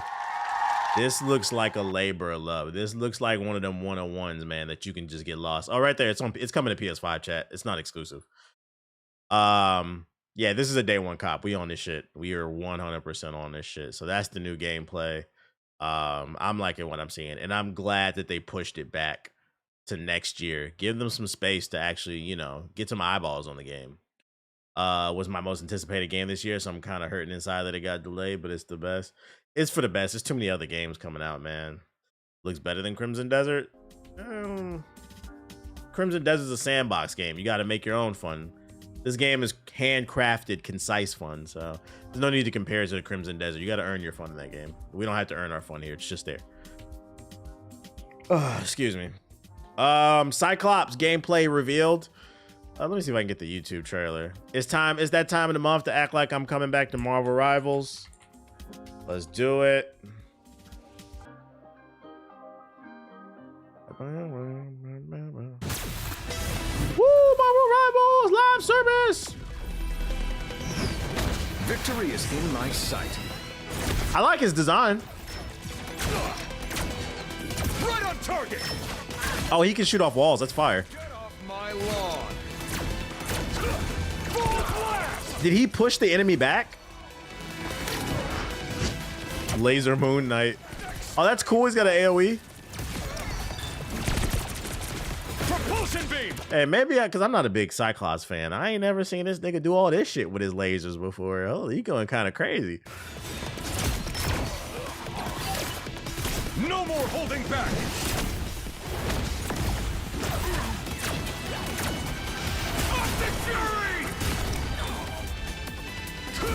The new Cyclops moving different. Yeah, I'm ignorant to Cyclops. Okay. To me, my X-Men. His kit seems pretty simple. He's cool. He's gonna be out in 2 days. Chat, y'all think I? Let me get myself together before I lie. Chat, y'all think I should come back to Marvel? All right, I ain't gonna act like I'm playing this shit. It looked good though. It looked good. Shout out to the Marvel Rivals fans. Y'all eating, man. Y'all keep fighting the good fight in your live service games, man. What else I got for you? Xbox denies that Gears of War E-Day is skipping PS5. Wait, the Gears of War E-Day skipping PS5 was a last-minute decision, but nobody believes that. So there was a rumor going around on social media. It came from some podcast, one of the reputable writers. I forgot who said it. They'll probably say it in this article, but I saw it on Twitter that apparently the day of, on Sunday, when they were planning to show off Gears of War E-Day, at the very last minute, they decided it wasn't going to come to the PS5 and it was going to be it was going to be an Xbox exclusive. Now there's an article saying otherwise. An Xbox marketing boss has denied that Gears of War E-Day is skipping PS5 was a last-minute decision, despite fans discovering what they believe is overwhelming evidence that it was. After it was discovered that Microsoft hastily removed a recent video showing a PS5 logo for Gears of War E-Day, see below, marketing boss Aaron Greenberg said it's not true that Microsoft canceled a PS5 edition of the game at the last minute. They take the image down?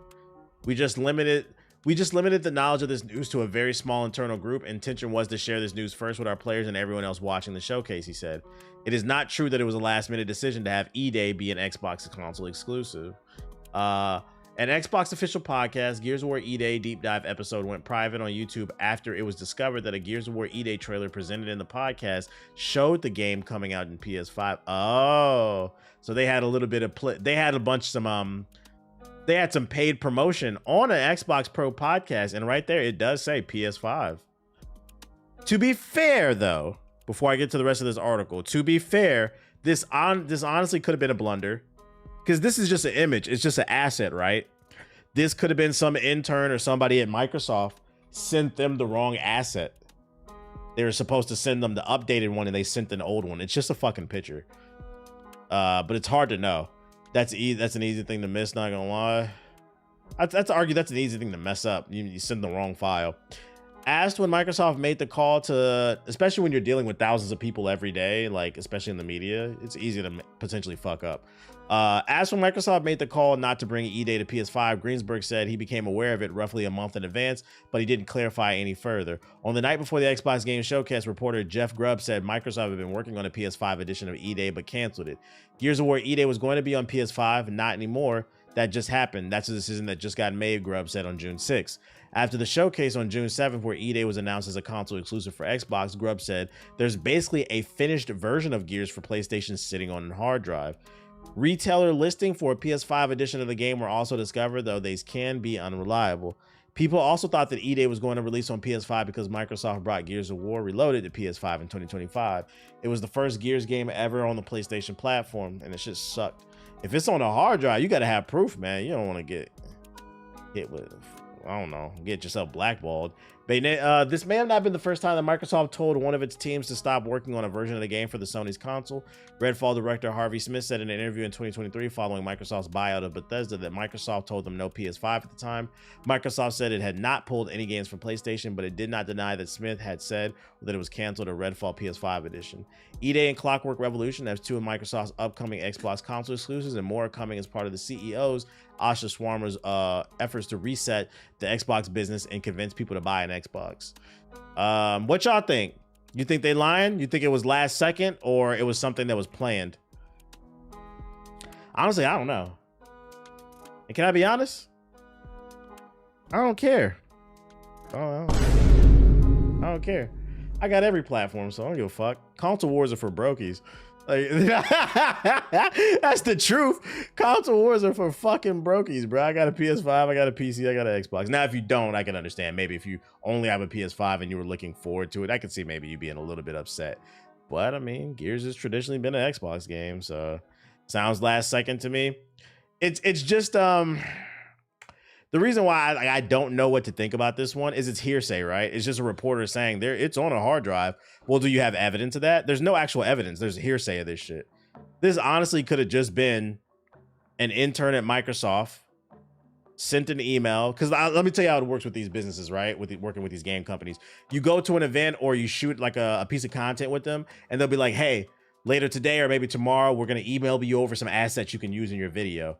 This could be one of those situations where they shot the interview.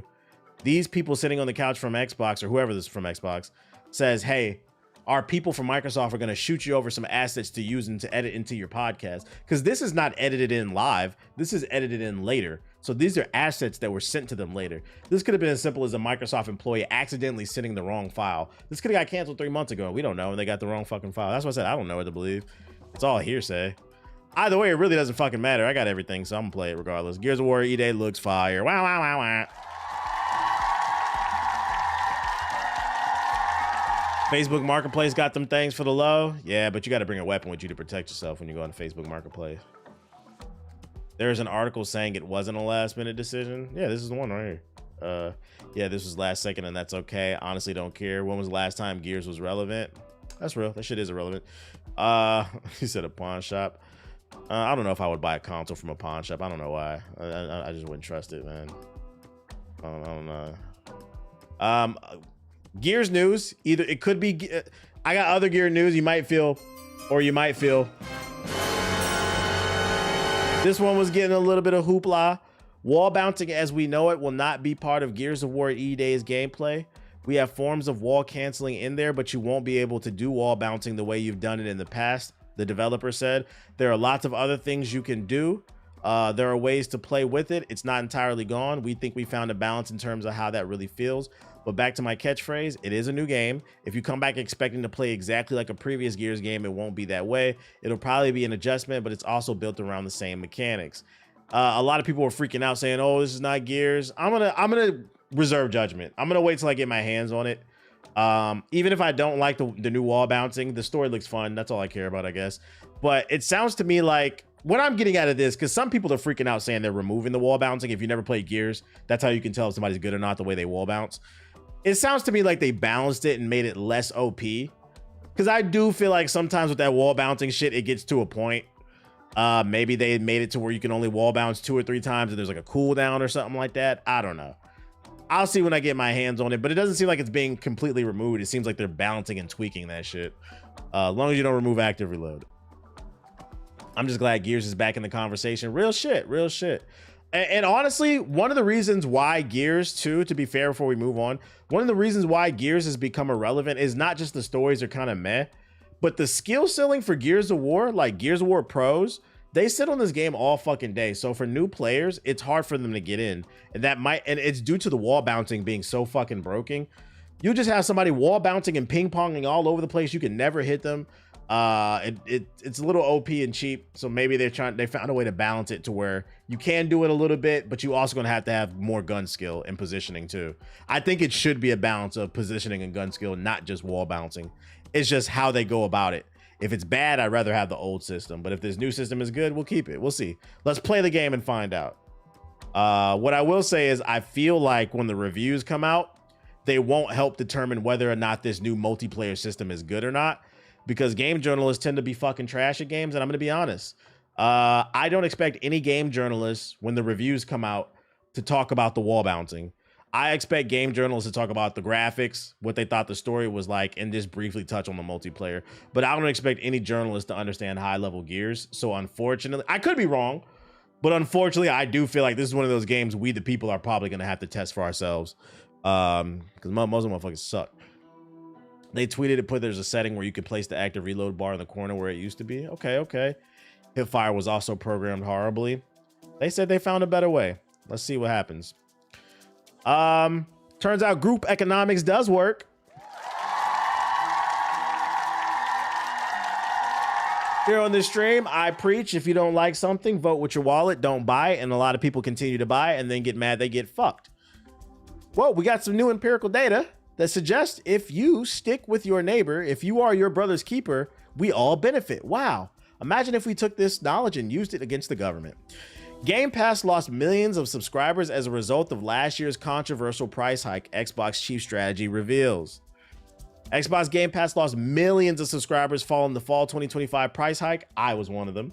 Xbox, and I haven't gone back. Xbox chief strategy said, speaking to Chris Dring during the Game Business Live during Summer Games Fest, Ball has helped paint a picture of the consequences of a roughly 50% price increase for the service, plus the addition of Call of Duty to the lineup of available day one games.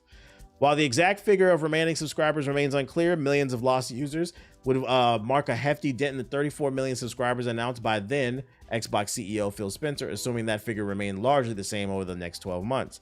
In a leaked memo this year, new Xbox CEO Asha admitted Game Pass has become too expensive for players, arguing the company needed a better value equation for the service. It's important to note that this April, this price hike, the new Call of Duty was removed from the service and the price was taken down. That's what you get. Hey, shout out to the gaming community. Y'all finally got something right. And you know what's funny? Because I said this shit, right? This is actually proof of what I was talking about with the Switch 2. You remember when they announced the Switch 2 and a lot of people were bitching about the price of the Switch and especially the games? And I said if nobody bought that Switch 2, within 3 months they would have dropped the price to a price we would have liked. And what happened? Y'all made the Switch 2 one of the best-selling consoles all time in the first 3 months, bro. They announced the price hike for Game Pass, and months later, they dropped the fucking price. Because they lost so much. People's like, fuck no, I can't do this shit, bro.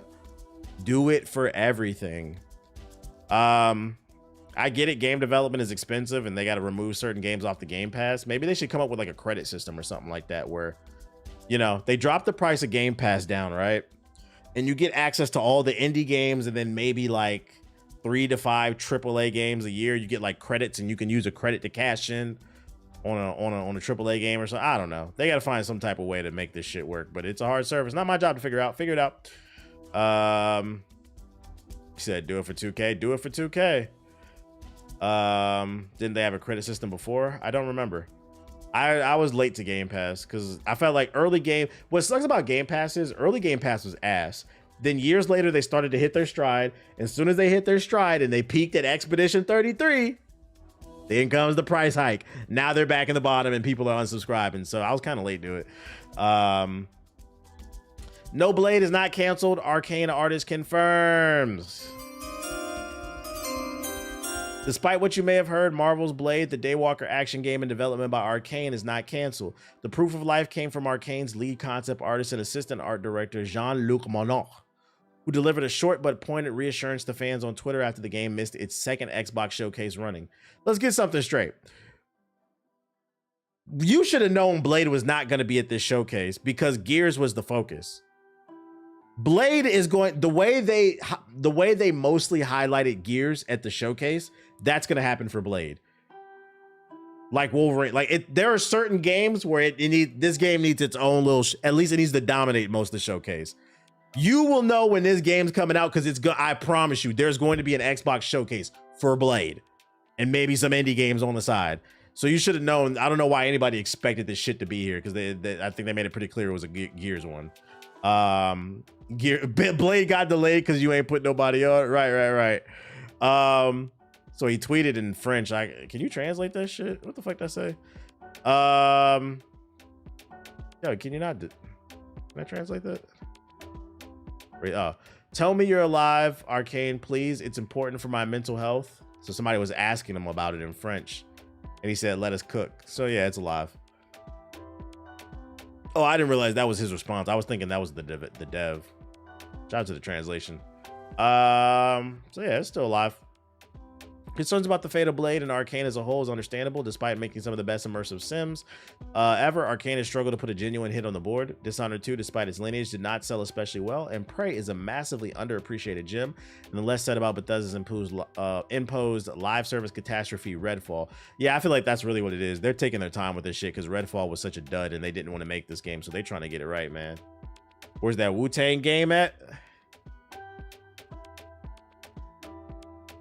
Listen, I'm not gonna say too much. All I'm gonna say about that game is I asked somebody about that game a few months ago because I asked the same question. Yo, where's that Wu-Tang game? I may know somebody. I asked them, where's the Wu-Tang game at? They said, I was like, okay. I wouldn't expect that game anytime soon. I was like, okay. Take what you will with that info. I was like, okay. Arena Net Boss says MMOs have stagnated and Guild Wars 3 will offer the genre something genuinely new. By the way, just for clarification, I'm not saying that game is canceled. I'm also not saying I know it's coming out. I don't know. The answer is I don't know. Guild Wars 3 developer ArenaNet believes its upcoming MMO will offer something genuinely new to the genre, which believes it becomes stagnated. That I completely agree with. That's why I haven't touched an MMO since Black Desert Online. One of the biggest announcements at Summer Games Fest 2026 was Guild Wars 3, the sequel to the hugely popular Guild Wars and Guild Wars 2. Speaking of IGN and IGN Live, ArenaNet studio head Colin Johnson said Guild Wars 3 will follow in the footsteps of the predecessors by going against the grain in the MMO space. That most likely means there will not be any type of monthly bill, because that's what I liked about Guild Wars 2. Guild Wars 1 came out in 2005 and was notable for not having a subscription fee at the time when most MMOs had one. Guild Wars 2 followed in 2012 with a unique approach to offering content called horizontal progression. In Guild Wars 3, they said, will offer something unique for MMOs once again. We feel like right now the genre that we make our game in, the MMO genre, and we're consistently heard that this from all of you too, that you feel like this genre is ready for something new and that it's stagnated. That we've all been playing the same game for the most part for over a decade, he said, and I think this is when ArenaNet is at its best, when we challenge ourselves and say, let's go solve for the problems and innovate. I agree. I feel like the MMO genre has not evolved since 2004 when World of Warcraft came out. And it's risky. It's a challenging thing to do. We could trip and fall flat on our face by trying to invent new ideas and then wrap our game around those. But I don't think the game genre will move forward unless people are willing to do that. And so we're going fearlessly charge forward and try a bunch of new ideas. And we really hope people love them. And we're going to find out over the next couple of years. Guild Wars 2 was goated, man. So how will they achieve this? The devs spoke about the importance of the joy of movement, which we're pushing in Guild Wars 3. Ooh, movement. The developers hoping to bring some of the elements you traditionally find in action games into an MMO. I like that. With momentum playing a key role. In Guild Wars 3, your momentum transfers between all the different things you do, which should feel unique for an MMO given how static movement can often feel in other games in the genre. Elsewhere, Guild Wars 3's combat system sounds like it will be unique for an MMO, and given Guild Wars 3 is coming to console as well as PC, those action elements will be front and center. I would keep an eye on this game. This all ties into the idea that Guild Wars 3 will be an MMO for everyone and anyone and everyone. It's set 12,000 years before Guild Wars 1, just before the first Guild War breaks out, and just after one of the gods had been disposed. Due to this, all players are coming in on a relatively equal footing, given there's a small amount of recorded history before this timeline in the lore, so there will be plenty of mysteries to solve, what feels like something of a reset for the moment for Guild Wars. But beyond game mechanics and the plot, ArenaNet is completely rejecting subscription fees. And the battle passes for Guild Wars 3. While no subscription fee isn't particularly surprising given how the previous games have worked, no battle passes is certainly news at the time when so many games, MMOs included, have embraced them. You have to think about questions like that fundamentally from the very beginning as you construct your game, the dev said. And I think we have a very long history at ArenaNet again. When you start with solving for player problems and making games for players first, it forces us to ask a lot of those questions. How do we make a game that players can play as much or as little as they want? I think there's lots of challenges with the MMO space right now, where there's a perception for players, and I'm sure many of you have felt this of like, hey, somebody tries to tell you go to play this next great MMO, and your first reaction is, I don't have time for that. It's like a second job, and you have to basically give up a chunk of your life to engage with many MMOs. That's facts, bro. That's facts. And I think that perception and solving for that perception is something that we've always wanted to continue to solve at ArenaNet. We started with no subscription fees, our concept of horizontal progression where you can play our game for a while, take a break, go play other games. That's okay. We don't have anything that's holding you hostage to keep playing and then come back when you see something cool you want to play again. All of that inspiration and concept is being applied to Guild Wars 3 as well. It sounds like they're making something for the people, and I like that.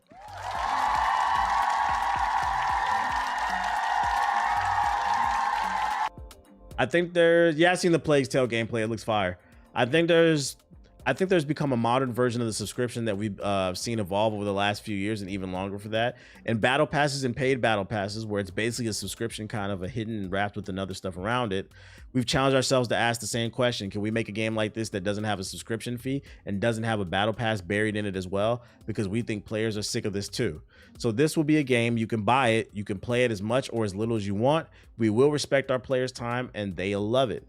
We'll have other stuff they can buy from us in the future, but we're not going to hold their time hostage. We want them to be able to go play other games.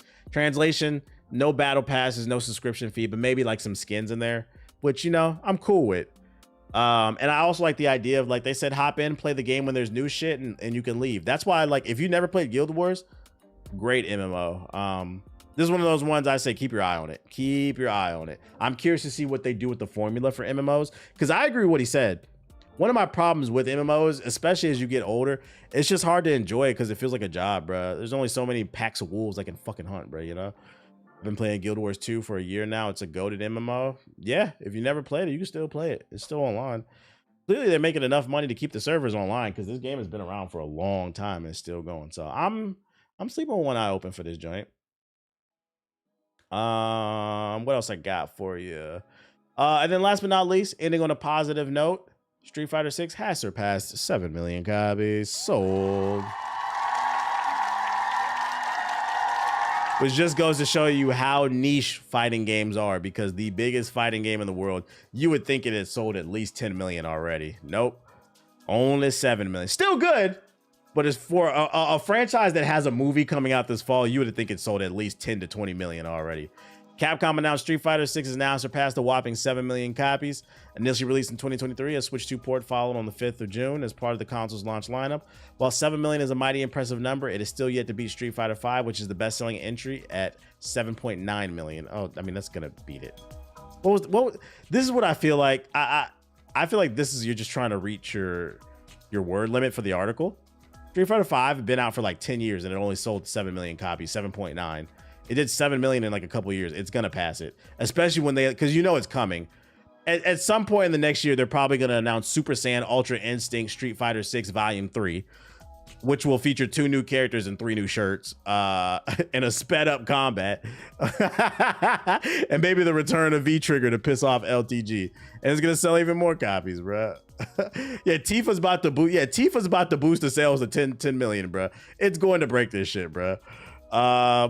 We think it's highly likely, however, that Capcom can shift at least another 1 million units. The developer continues to support Street Fighter 6 and has just announced the Year 4 expansion, alongside confirmation that Final Fantasy XIV's Tifa will be added. Yep. Yeah, I think it'll pass it. Just a further reminder how fucking what's the word I'm looking for? Niche this genre is, but great game. I'm tired. I'm going to bed. We're gonna get back on this 007 tomorrow. If I need to start cranking. I'm about to toss it to Siggy. Siggy is probably just chirping nonstop about the Knicks. He's a Knicks fan. Let's see. Raid, Siggy. So I appreciate everybody who came through to the stream. If you're new, hit the follow button. Thank you to everybody who donated, everybody who subbed. If you're heading over to Siggy's chat, you're joining the raid. Spam his chat. Knicks and 5. When you get to Siggy's chat, spam Knicks and 5. Everybody have a good night. See you tomorrow. Peace.